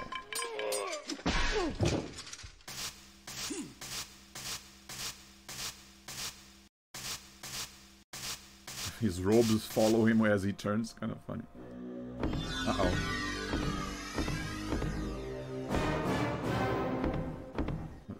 The other Rook music.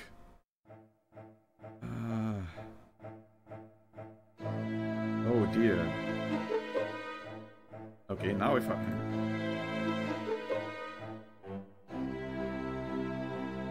Okay, I can still protect Queen here if I do move back.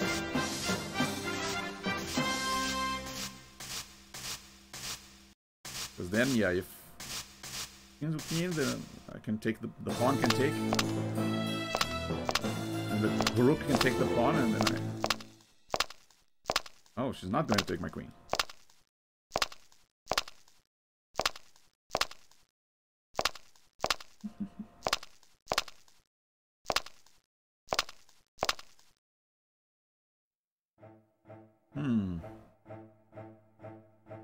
Moving out of the way, eh? I'm being cornered again. Don't like it.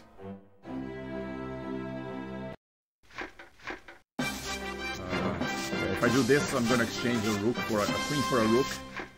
Not the best idea, but oh well. Still don't like this bishop here. This pawn just has to move forward for this bishop to join the party here. Oh no!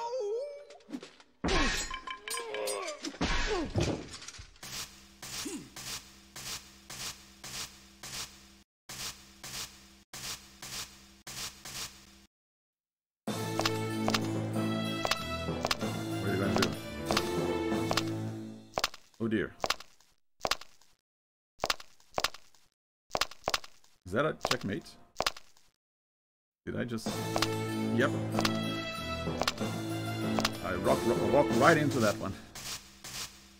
The classic checkmate of blocking 2 rows or 2 lines and the king can't do anything. Yeah, like I said, I knew I was going to lose this because I was never able to beat the AI in this game.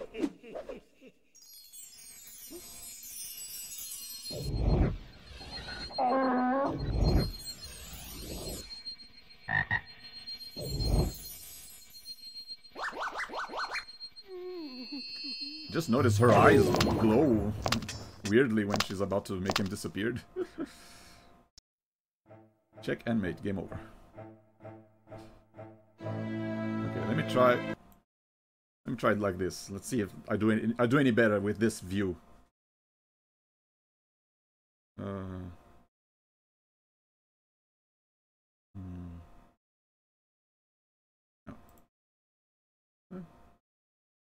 Not quite as exciting, is it?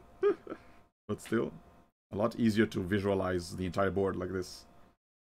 Which, yeah, I guess if this game ever get remade, I guess it would have to be in 3D, just so you can peek over the pieces and get this kind of bird's eye view of the board. But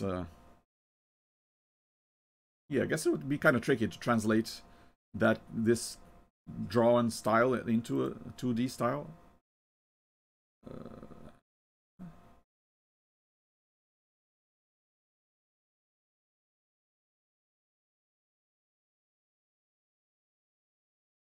Oh yeah, what am I doing?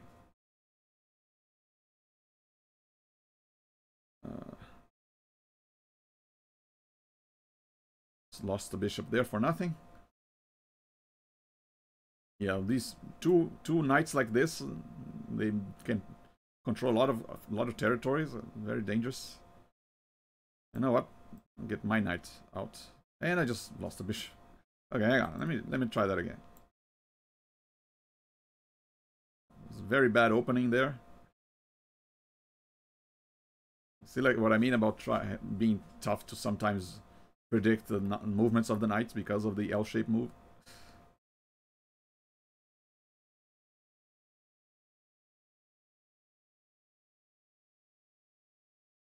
No.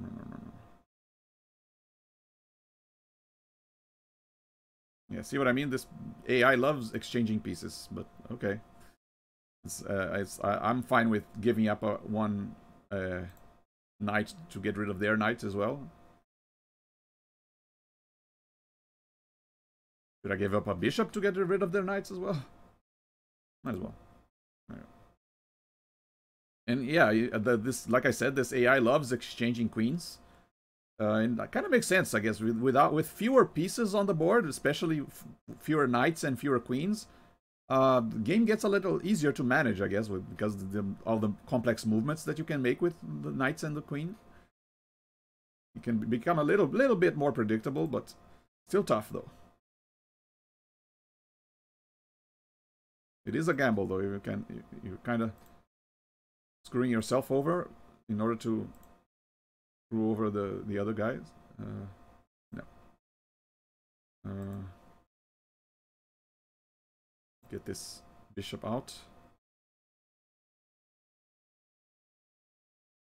Yeah.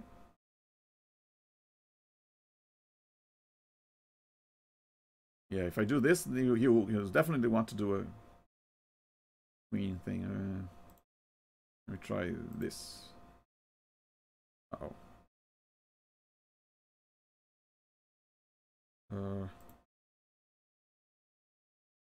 Okay, get over here. Okay, bishop for bishop.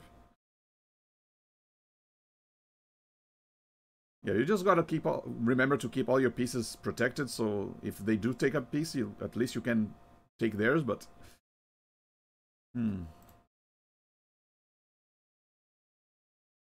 And also make sure you're not going to a protected square, but even though there's always those moves that, just like that one with the knight, that it kind of forces you to pick a piece. There's no way to not lose one of the pieces. And if it's the king and another piece, then that other piece is a goner, so... Yeah, there are ways to remove other other pieces from the other player without sacrificing one of your own, if you manage to do these tricky moves.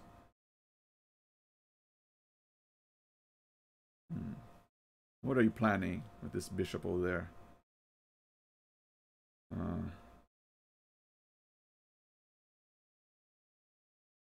Here. This is what you were planning. Yeah, I'm not gonna take the bait.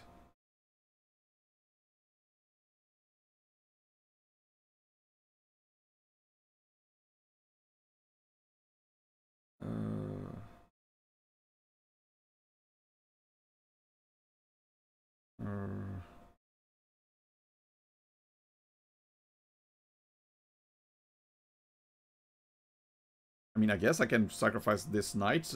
The bishop will take it, but then my queen will take it, and then the knight. But then I'm left with a king, a bishop, and a rook, and he's left with 2 rooks.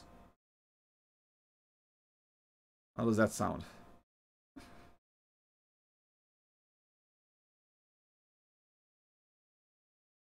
Okay. Hang on a second. Is she going to take my bishop instead?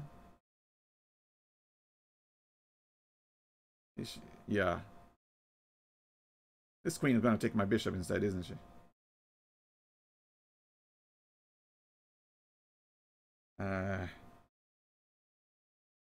Yep. I knew it. Okay.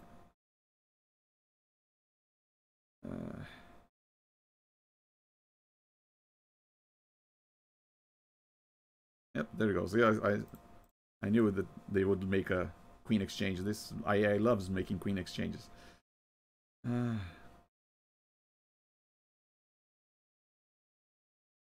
Yeah, there is a way to protect yourself from pawn promotions, and it's by leaving a rook on one of the this last place, because then if a piece ever goes here, it gets killed immediately. So now I just gotta try and get rid of his pieces. Ah, go away. Yeah, you're not gonna get promoted unless you protect your piece. Oh yeah, like that. Let's see let's see you come forward now. Yeah.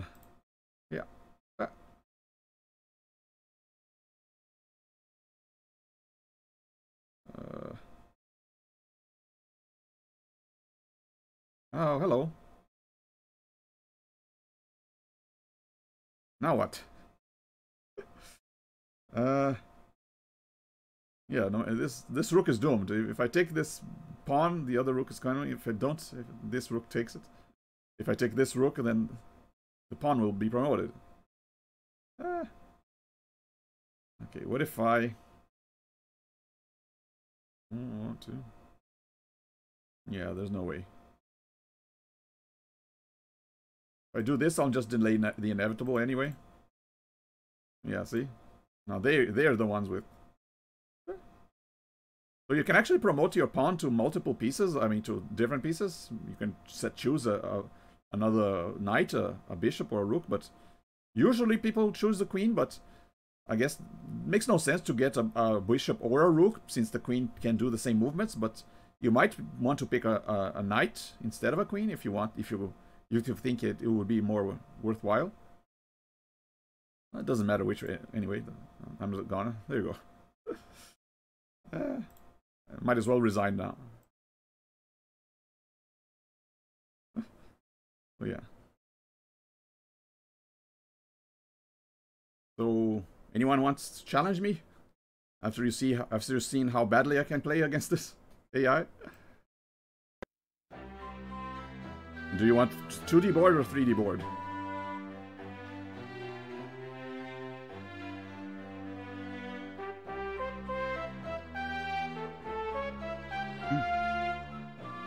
So the way you can play via the chat is by using the notations of the pieces there.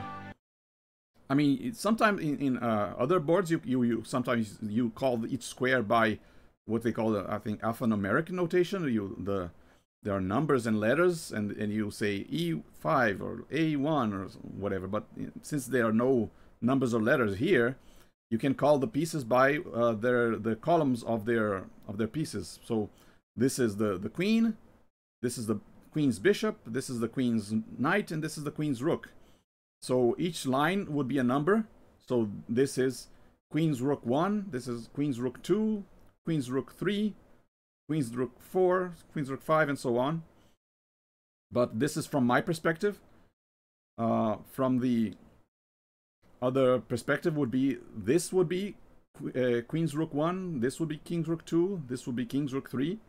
So each square actually has two names, depending on which side you're looking at from. So you can, if you want to say move pawn to king's bishop 4, that would be this move. Pick this pawn and put here. Doesn't really have, you don't have to specify which pawn, because there's only one pawn that can move to this location. So if you say pawn to bishop, king's bishop 4. Or if you want to write it as letters, it would be KB4. P-KB4, this is this movement. And then P-K3, this movement. Pawn to king 3. And then if you want to take a piece, you use X. So like PXP, pawn take pawn. I mean, depending, if there's only one legal move that a pawn can take another pawn, you don't have to specify anymore. But if there are two movements where a pawn can take another pawn, then you have to say, okay, which pawn? So you say the pawn in this this square, in the king's rook King Rook 5 square, for example. So it would be P, and then in parentheses you'd say KR5. King's Rook 5.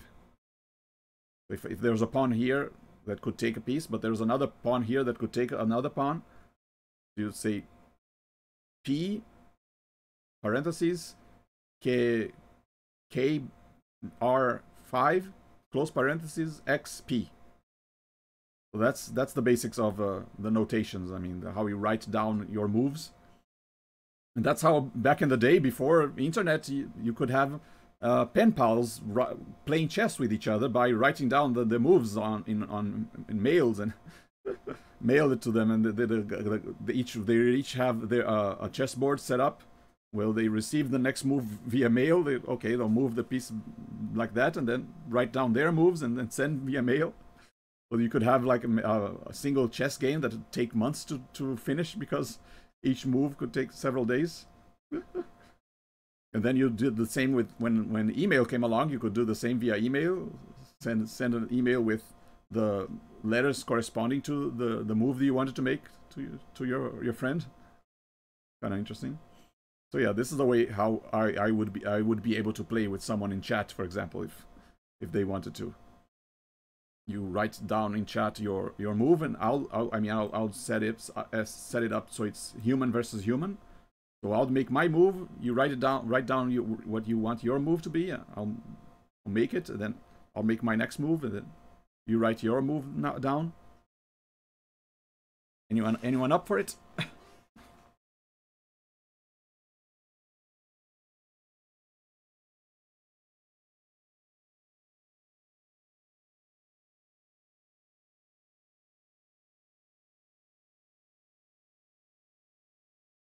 Yeah, imagine losing the game after months.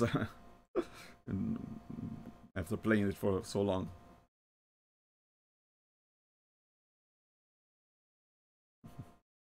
I mean, if you're an experienced chess player, you can anticipate a bunch of moves, but you can also anticipate your own doom, because yeah, there are lots of forced moves that you can do with your opponent if you put your opponent in such a position where they can't do anything other than a certain move, then okay, they have to move that way, so you move that way, and then they have to move the other way, so in that other way it's checkmate. So that's how the more experienced players can say it will be mate in 3 moves, because they know exactly the response that the other player will have to take from that attack. And of course, if you are an experienced player and you also notice that it's going to be mate in 3 move, you might as well resign. You know that's your loss is inevitable.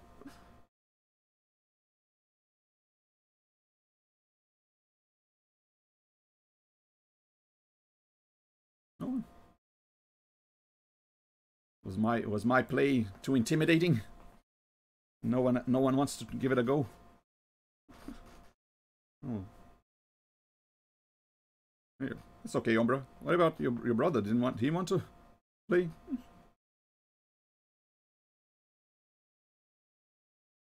Yeah, I guess the connection issues made everyone else leave, so my viewer count was kind of good, but then went all the way down. Yeah, can't be helped though. Yeah, nothing I can do about my poor connection.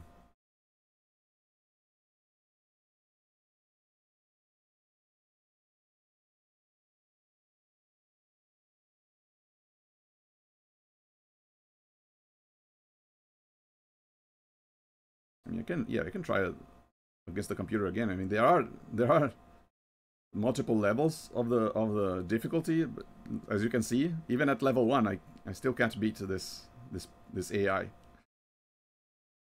I mean, I have played other games with chess, like the chess.com game, where you can play against a kind of weak AI as a starting point, and then the AI gets gradually harder. So the first time I played it, I think I won, and then there's a chess app on my phone that I got, but I was able to beat that game as well. But yeah, since I'm not a very good player, if I can beat a chess AI, that just means it's a poor AI to me. That's how I judge how good a chess AI is. If I can beat it, it's not a good AI. Okay, then I guess I'll do a. We can do a computer versus computer. See how they look. Oh, look at that. Chess speedruns.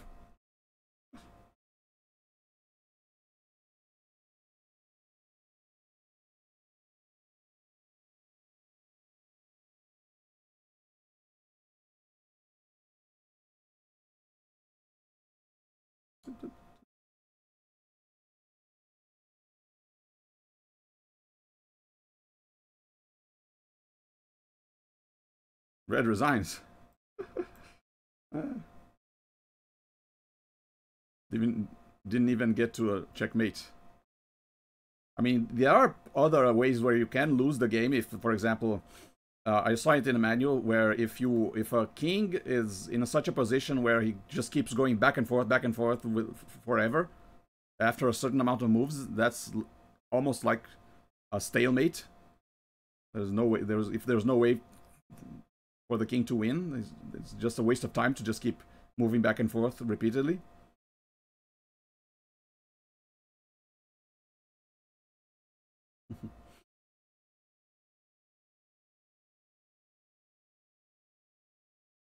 Yeah, if your king is all alone and you have your other king has like a rook and a blue resigns this time. If your king is all alone and your other piece has your other opponent has like multiple pieces and a key, then yeah, might as well resign. Okay, let's human red. Yeah, you can actually save your game to continue if you want to continue later. Okay, I guess I'll do one more. See if anyone shows up between while I'm playing against the computer. What do you want? Just want to see me play against the computer like this or the 3D board? You do get the music like this. This 2D board is kind of silent. There's no music, no sound effects or the music for each piece. You can hear the theme song for each piece. But it's much faster though.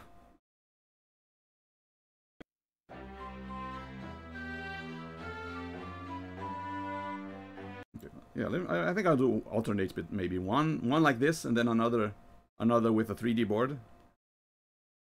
Okay, let's see. Let's try again. No, I'm not gonna fall for it.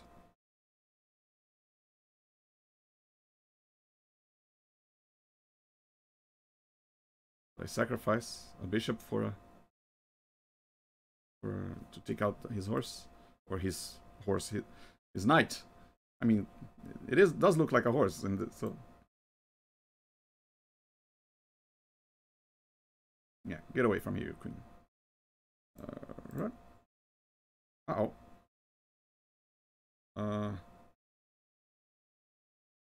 Yeah, let's get the king out there. Having the king cornered behind a bunch of pawns is a bad idea. And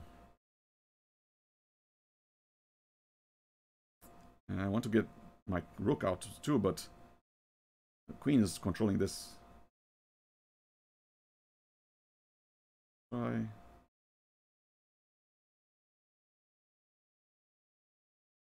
What am I doing?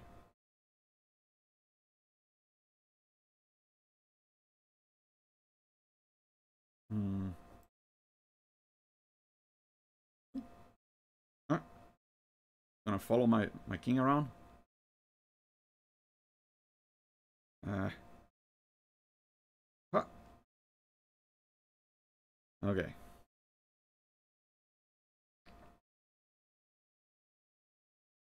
This should be fine. Oh. Yeah, a pawn might not be too intimidating, but if a pawn is being protected by another piece, then yeah, he can scare away a king very easily. And now I just lost my knight. There's no way I can protect him. Yeah. Only two places I can go is down here or down here. Oh. Knight is still not gone, but... Okay, now he's done.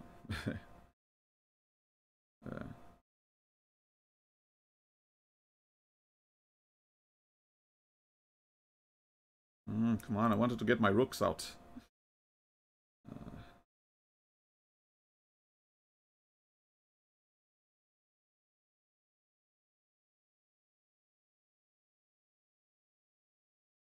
Only way I can go is here. See, this is a forced move.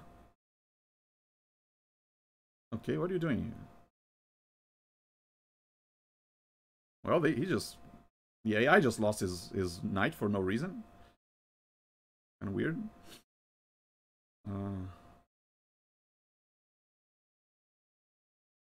Yeah, get this rook. Whoa. Oh yeah, this rook is checking. Mum.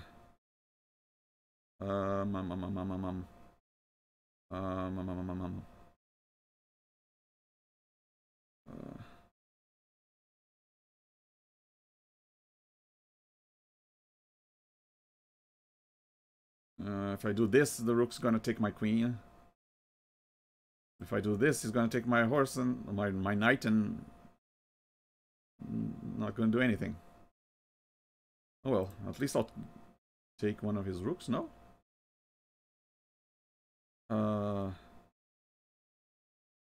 I'm just delaying the inevitable here.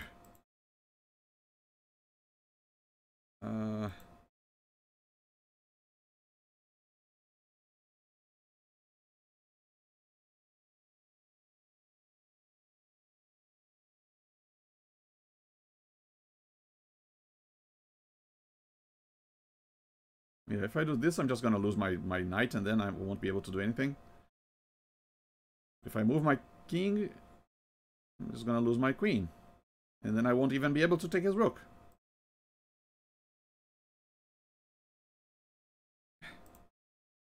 Just toying with me now. There you go. Get it over with.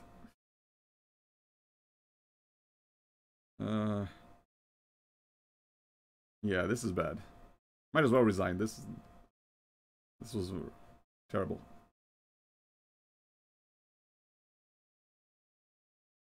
I mean, I'm not a very good player, but at least I know when I'm doomed.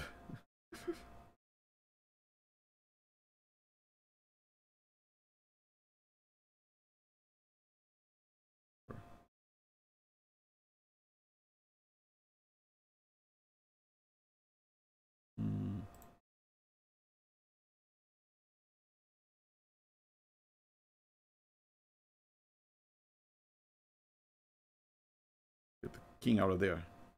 If I can force the king to move, at least he won't be able to castle anymore. Kind of nice, neat.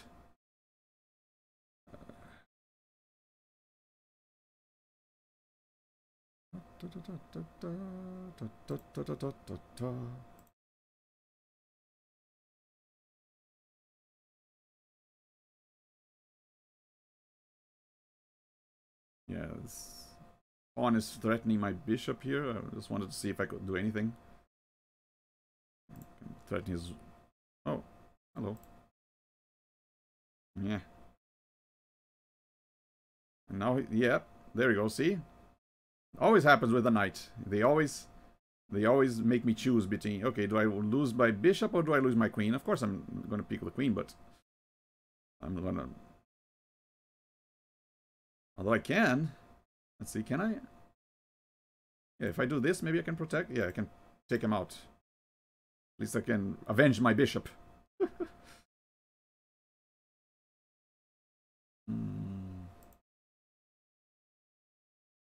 Yeah, he's going to want to exchange queens, but I'm not going to let him. Come here. Oh. Wait a second. Hang on. Wait a second.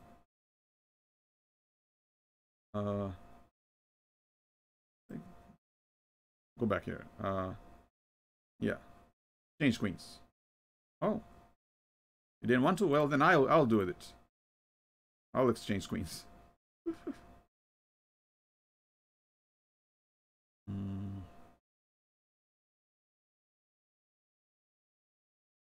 Yeah, this knight wants to go here and take my rook. I can see it. I'm not gonna let him. Ah, never mind. I'm gonna let him. I can press Control T to go back a move. This is not the touch move type where if you touch a piece you have to move it. I can change my mind. I mean, I kind of need to with this kind of AI. Very sneaky.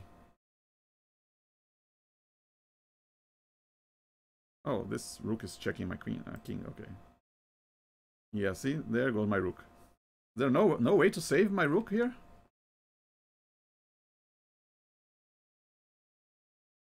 Wait.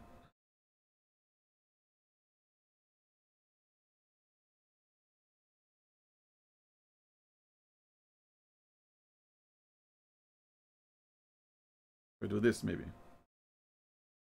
I can save my rook, but then I lose my knight.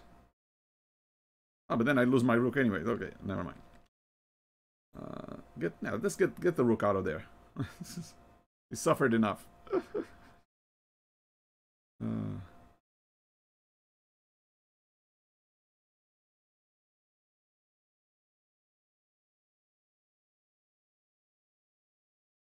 Get out of here. Ah.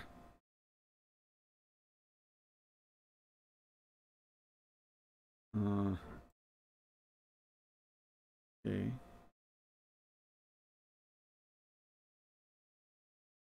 Get this rook out of here as well. Go away.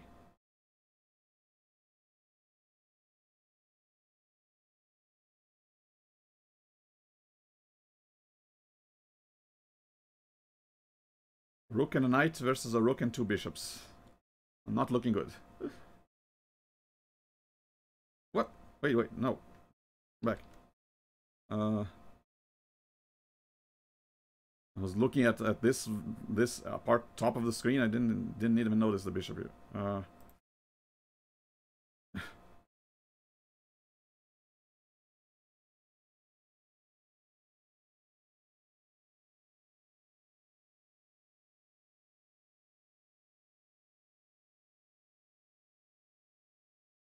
Yeah, see, this AI loves exchanging pieces. They don't care if a piece is protected or not. Uh-oh.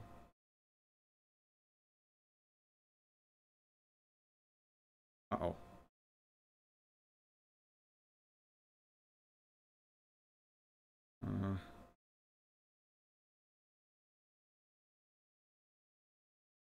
Yeah, I can't go there. Keep forgetting. It's a little...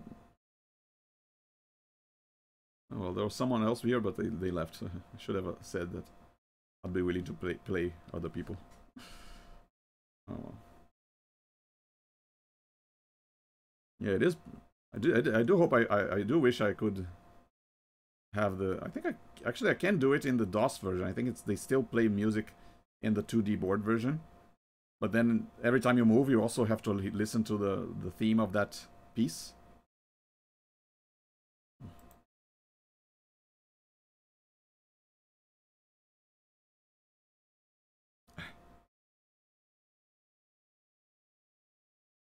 Huh. Uh-huh. Oh dear. Oh dear.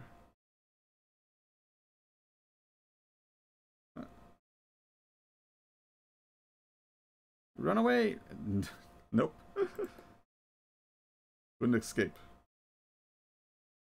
Let's see, let's try the DOS one.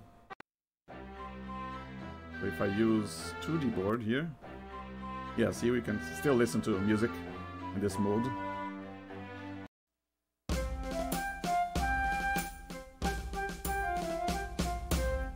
And then every time you move a piece, you'll hear that piece's theme song. A little slower like this, but maybe a little more exciting than total silence.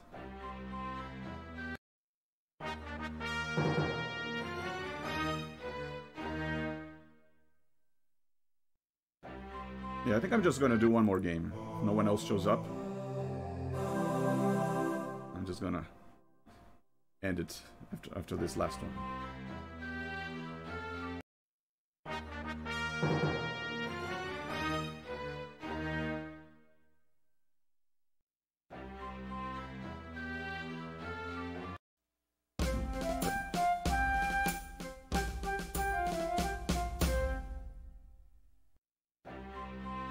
I left it. No, no. Ah, lost my bishop.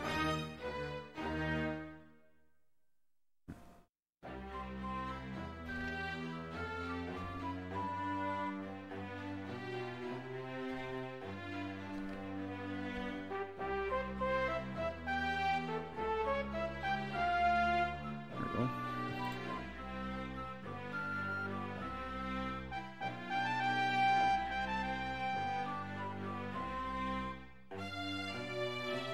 Yeah, I can always interrupt this game if someone shows up wanting to play.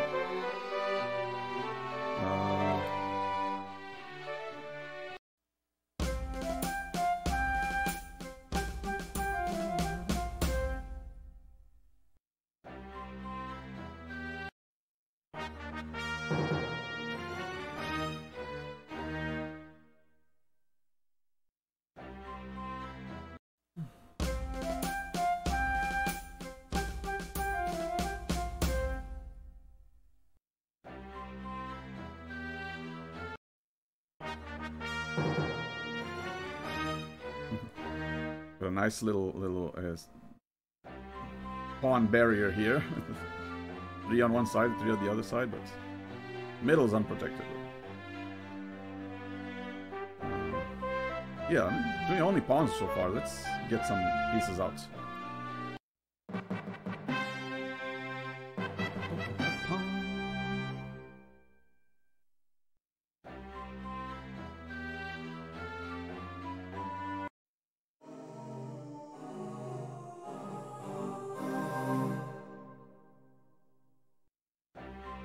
If anyone wants to play, I can teach the notation of the numbers so you can say in chat what your move wants going to be, and I can make it.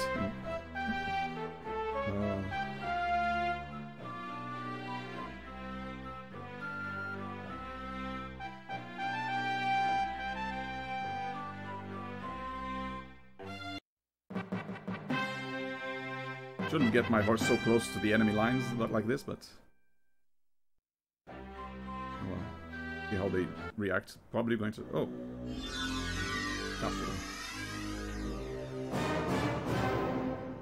hear the Rook's theme. Keyboard. Yeah, see how it's a lot harder to see where all the pieces are like this?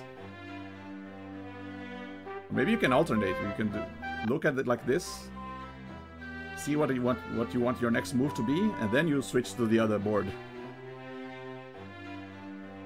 I want to move my knight here.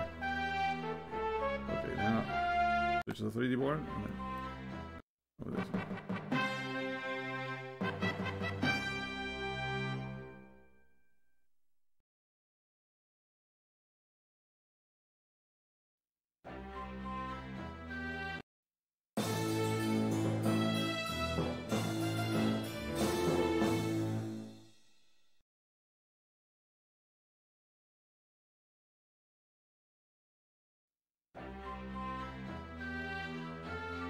Back to 2D board. Get a good look at what my situation is like. I guess I can move my knight here and he'll be protected by these pawns even if this knight takes it. Yeah. Sounds like a good idea.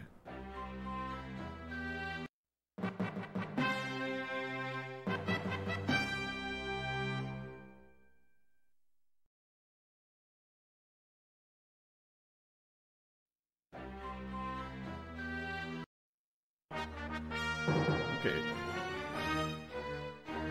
That's how you want to play, eh? Like I said, this AI loves exchanging pieces. He knew he knew I'd take his knight.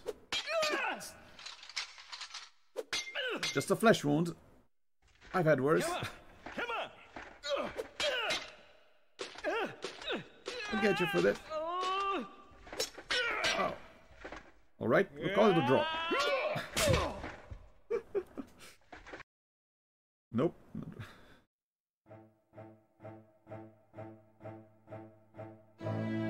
Which pawn do I use? This or this? That was this one.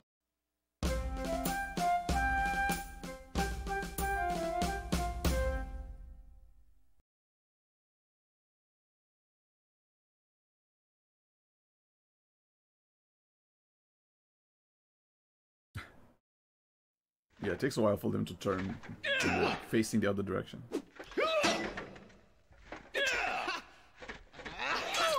Ooh. Right in the forbidden area. Oh. Yikes.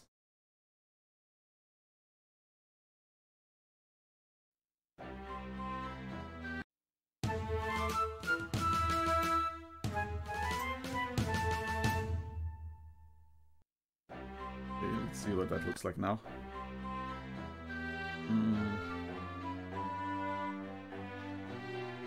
Okay. You know what? I'm gonna do some castling. No, wait. Maybe not now. Let's get this pawn out here.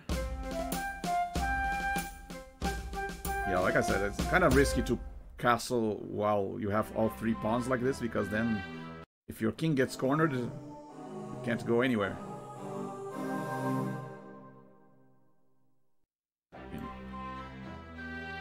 Yeah, now I'm gonna do castling.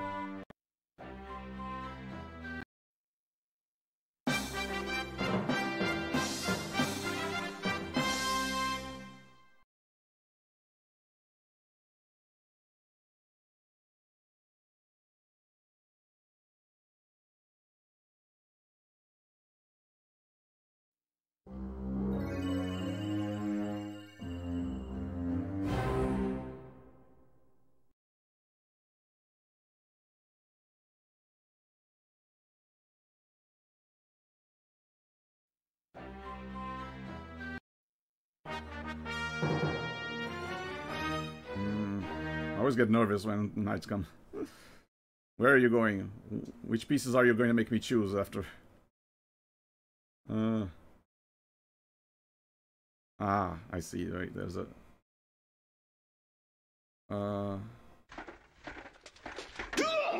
Yeah. He's gonna take my knight. Unless... Wait, I can just move my rook up. Or the queen? But then, yeah.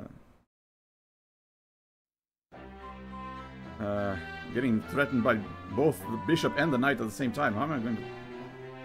I'm going to deal with that. Actually have them suggest me a move. I think that's...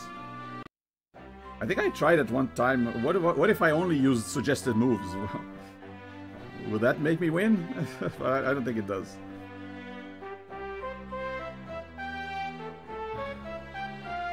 Yeah, I can't... If I take the knight, the bishop will get it. If I block the bishop, the knight will get me. I just... My only solution is to go this way. But then my knight over here is gone, but then this pawn will take it. Okay.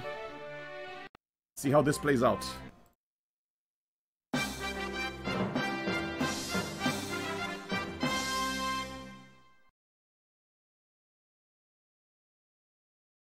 Is the knight going to take my other knight? His knight going to take mine? I mean, this AI does like to exchange pieces, so even if my knight is protected, that's no guarantee that's... Yep, there he goes. Oh, he's taking my pawn. Huh. Was not expecting that, okay.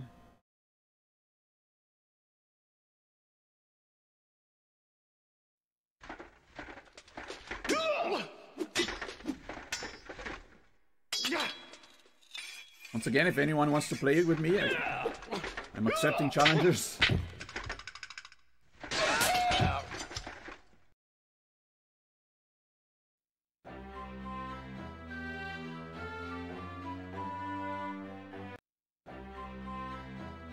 Thought it would be a fun way to have a chat interaction by playing a game like this.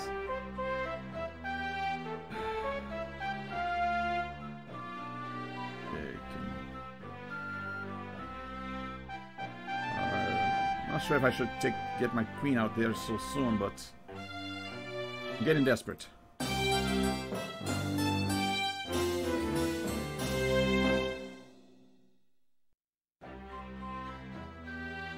Gonna move here, isn't he? Oh, okay. Ah, you want my rook, eh? That's what you want?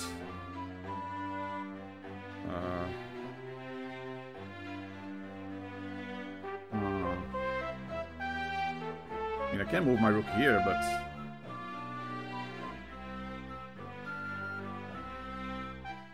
nothing. What are you planning to do with that bishop?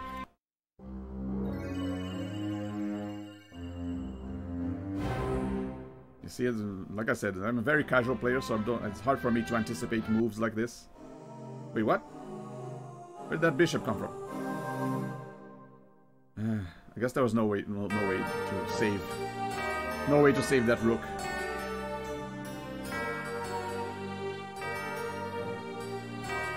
I mean, wait, hang on.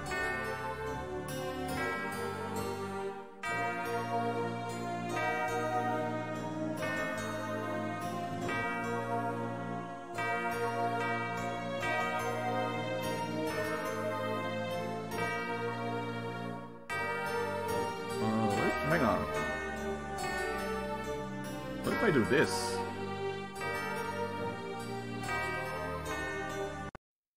Is this a checkmate?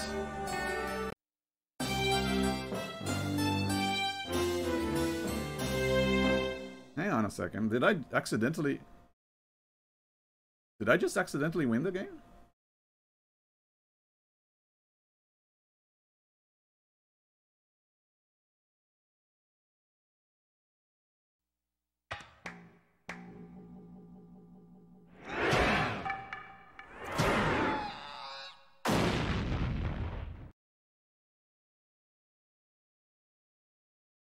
Yeah, the king can't take my queen. It's protected by the knight.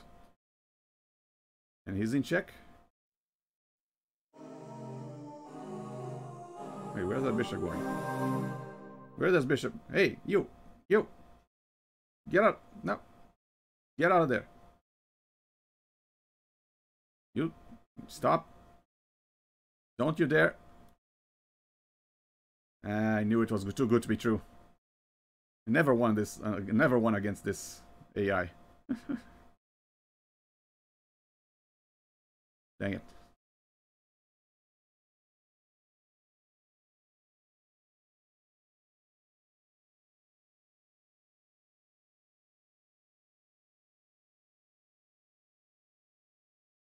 Yeah, it feels weird without the sound, the footstep sounds. Ah!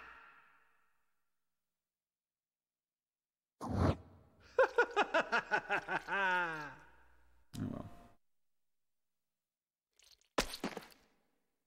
Ah. Oh. Oh.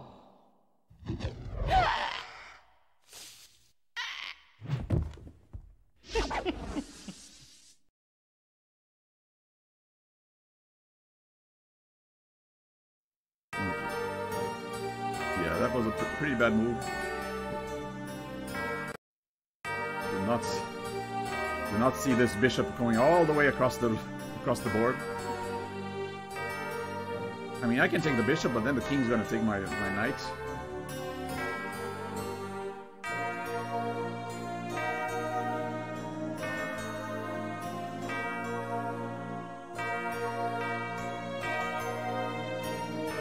I could take one of the rooks by putting my knight here, but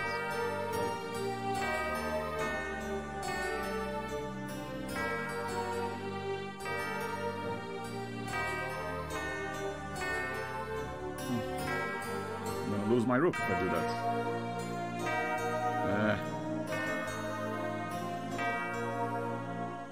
Yeah, sometimes it's all about which piece do you want to sacrifice.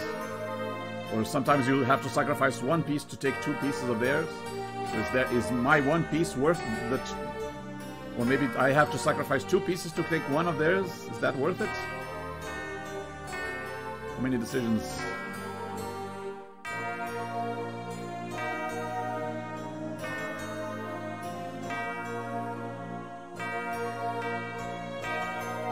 I can take their bishop but lose my knight, or I can take their rook and lose my rook,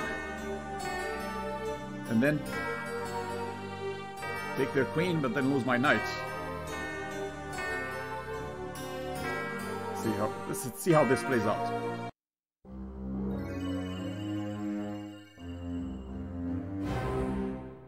Yeah, he's going to take my rook versus rook.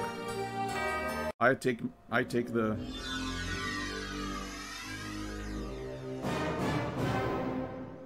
And then I lose the knight. 3 board.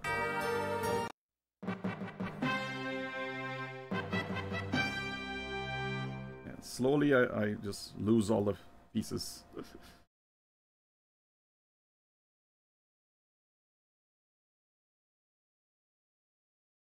Yeah, I only have a bishop and they have 2 bishops, a rook and a queen. Very bad.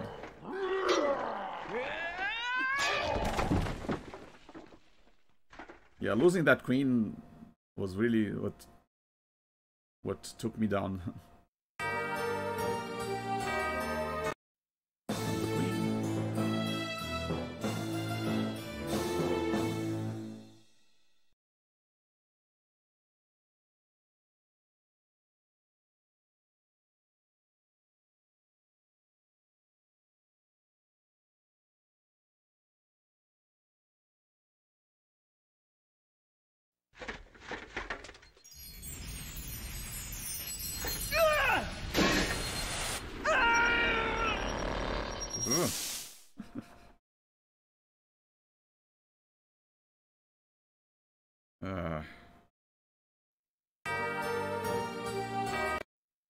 Yeah, I might as well resign at this point.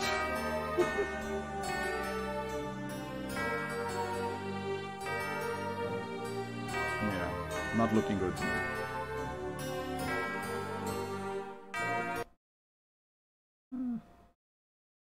Okay, I give one more shot on the Windows version. I think I like playing allow resign. Yeah.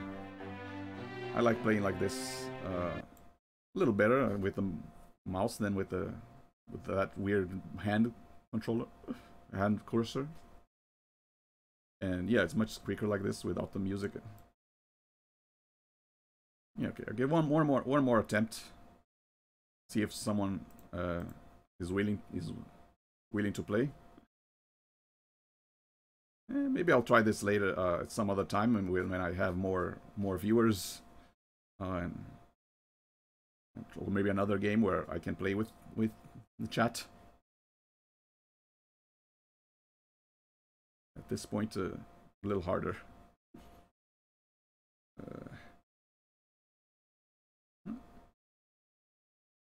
Okay.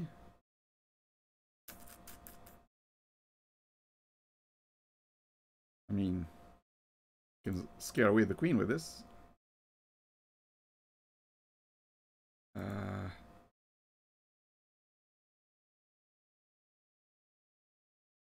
Yeah, this queen is after this rook.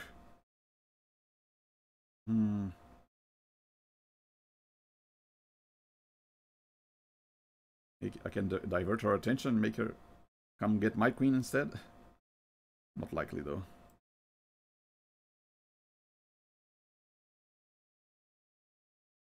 If I do this, then do this, you'll want to do a queen exchange? No? Okay. How about now? Still no? Okay. How about now? Okay.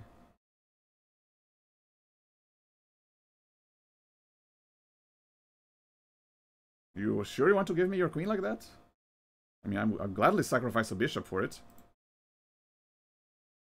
Ah, that's why. Should have known. This AI knows what's it doing. Even at level 1, it's like playing against an actual experienced player.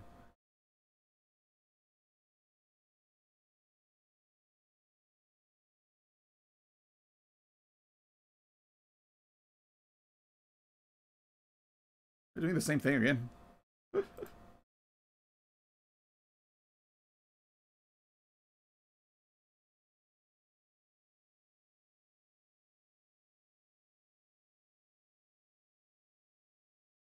Yeah. There you go. Now I forced him to give up his queen.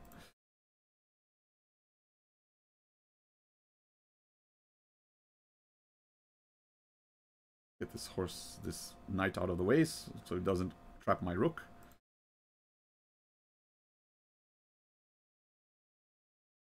Making me choose between my rook and my bishop. Typical Sasuga knight. Oh, yeah?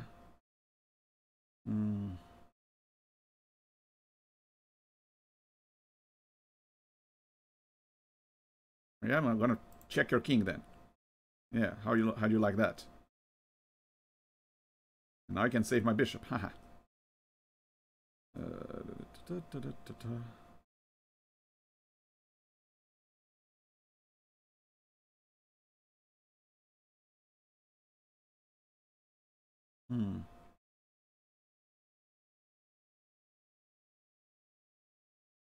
could move here.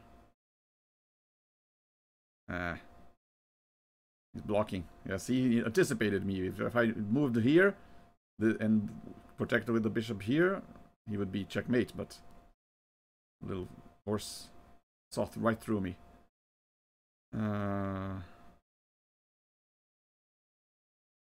What if I go here?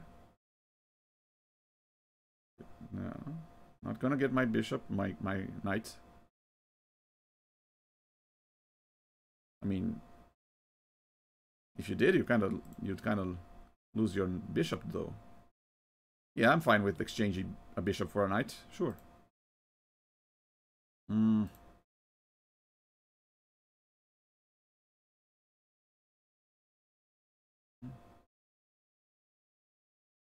If I do this, and pawn takes bishop. Knight over here. King's in check. King goes down here. And then nothing. Okay, yeah. You can kind of anticipate some of the movements if you know, okay, that's the only thing that, or that's obviously the thing that they're going to do. So yeah, like if I move my knight here, of course, this pawn is going to take my bishop. And then if I move my knight here, of course, the king's going to move out of the way to this safe space. And I can move my knight back here.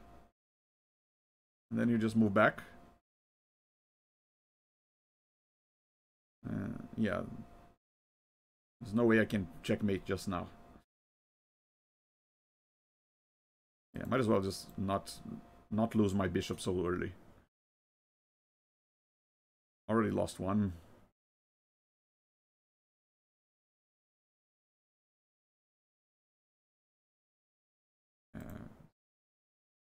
Let's see, can I coordinate both knights?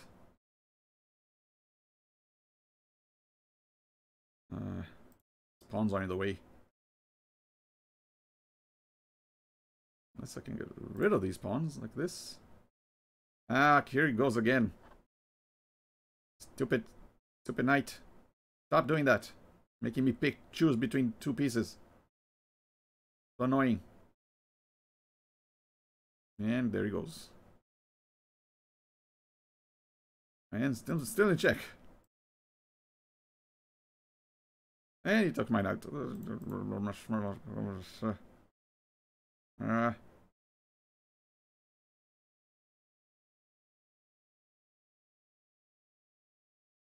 I got two knights, they got two bishops. I'm just... Yeah, they're just whittling me away. Whittling away at my pieces.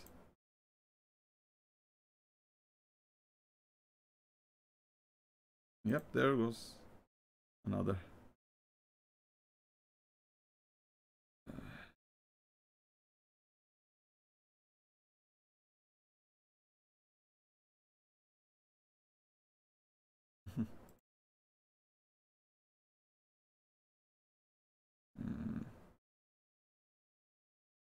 Yeah, I'm getting cornered. And okay, okay, one more game. Last game. I'm making a fool of myself on stream here. I didn't make no promises though. I did warn that I'm not a very casual player. Gotta really watch out for those. I mean, it's hard to see. Okay, this piece is here. This piece is here. Where can I knight go that will make me choose between the two? You know. So right for example, if a knight gets protected, if like a knight protects this piece, he goes here. Then he'll make me want to choose between my queen and my rook. Because these, yeah, both the queen and the rook are an L movement away from this place.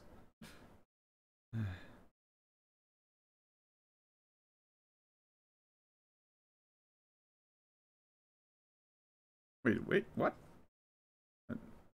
How did I not see that? Okay, I'll try again. Hang on. No. Come on.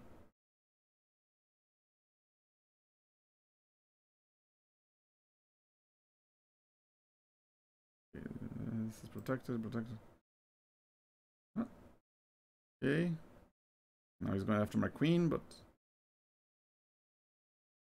put it here. Oh yeah? Oh yeah? Got mad at him for taking my bishop and he took my queen. Yeah, you shouldn't be hasty with your moves. Try that again. Oh yeah. This here.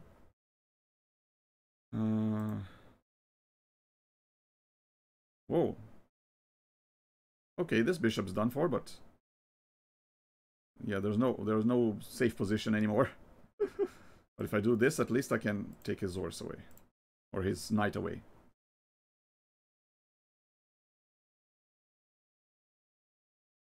Whoops, wait, no, wait, that was a misclick, come on. Didn't mean to do that. I meant to unclick the queen and it ended up clicking on the bottom square.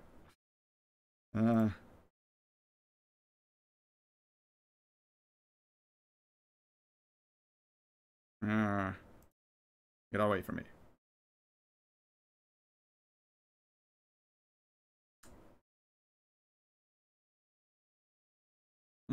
Do I want to sacrifice my rook for his horse?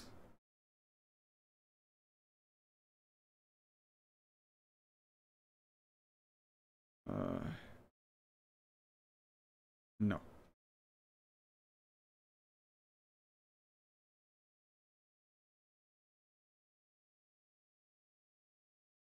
Never mind. Sacrificed him anyway.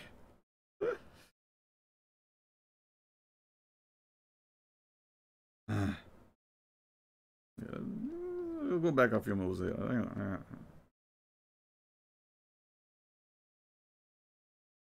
I mean, my original plan was to... What did I do? Yeah, my original plan to get out of this check was to take the knight, but then I knew that the queen would take this rook. Yeah.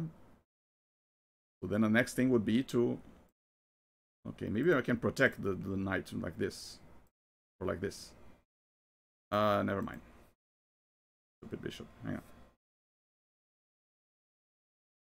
on.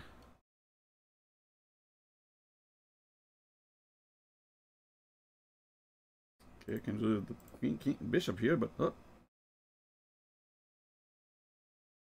Okay, exchange bishops. No, wait, no. Like this. Okay, at least that way the knight's still protected.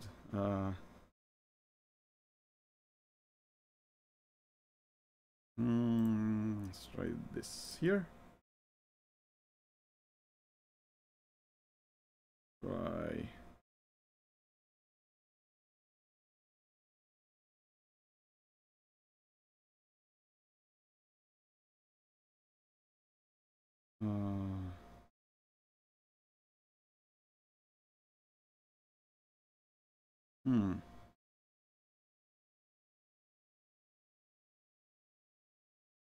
If I go down here, at least this knight is still protected. Oh, castle, eh? Running away, eh?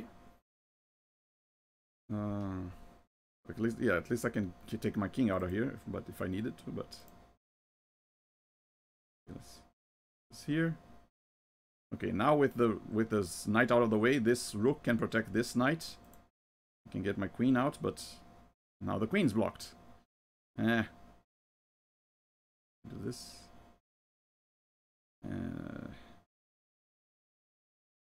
Do this. Okay, can do.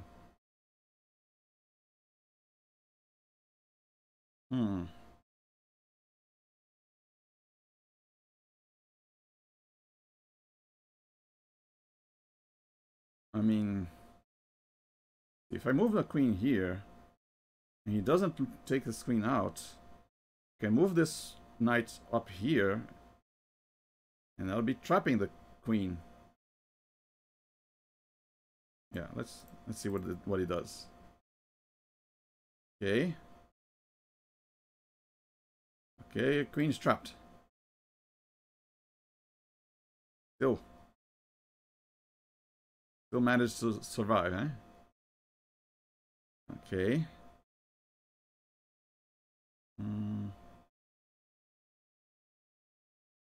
Oh, here. There we go. The queen is contained.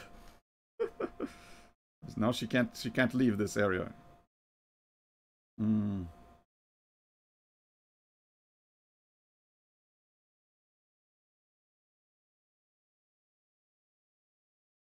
Huh. On to the rescue, eh? Oh, yeah?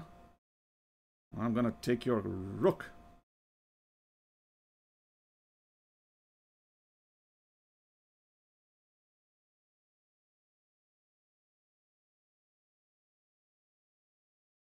Should have known. Should have known. The AI wouldn't make it so easy. Give up a piece like that, unless there was a guaranteed of a checkmate. And I can't even undo this last move. When it's a checkmate move, I can't undo it. Oh well. I've humiliated myself long enough. And yeah. But yeah, this was fun. I mean, maybe if there was a human challenger, I would have a chance of winning. But yeah, against the PC, there's no chance.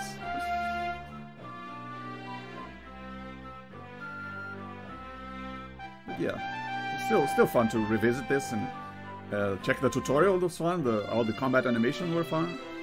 And what do you know? Maybe someday I'll get that newer.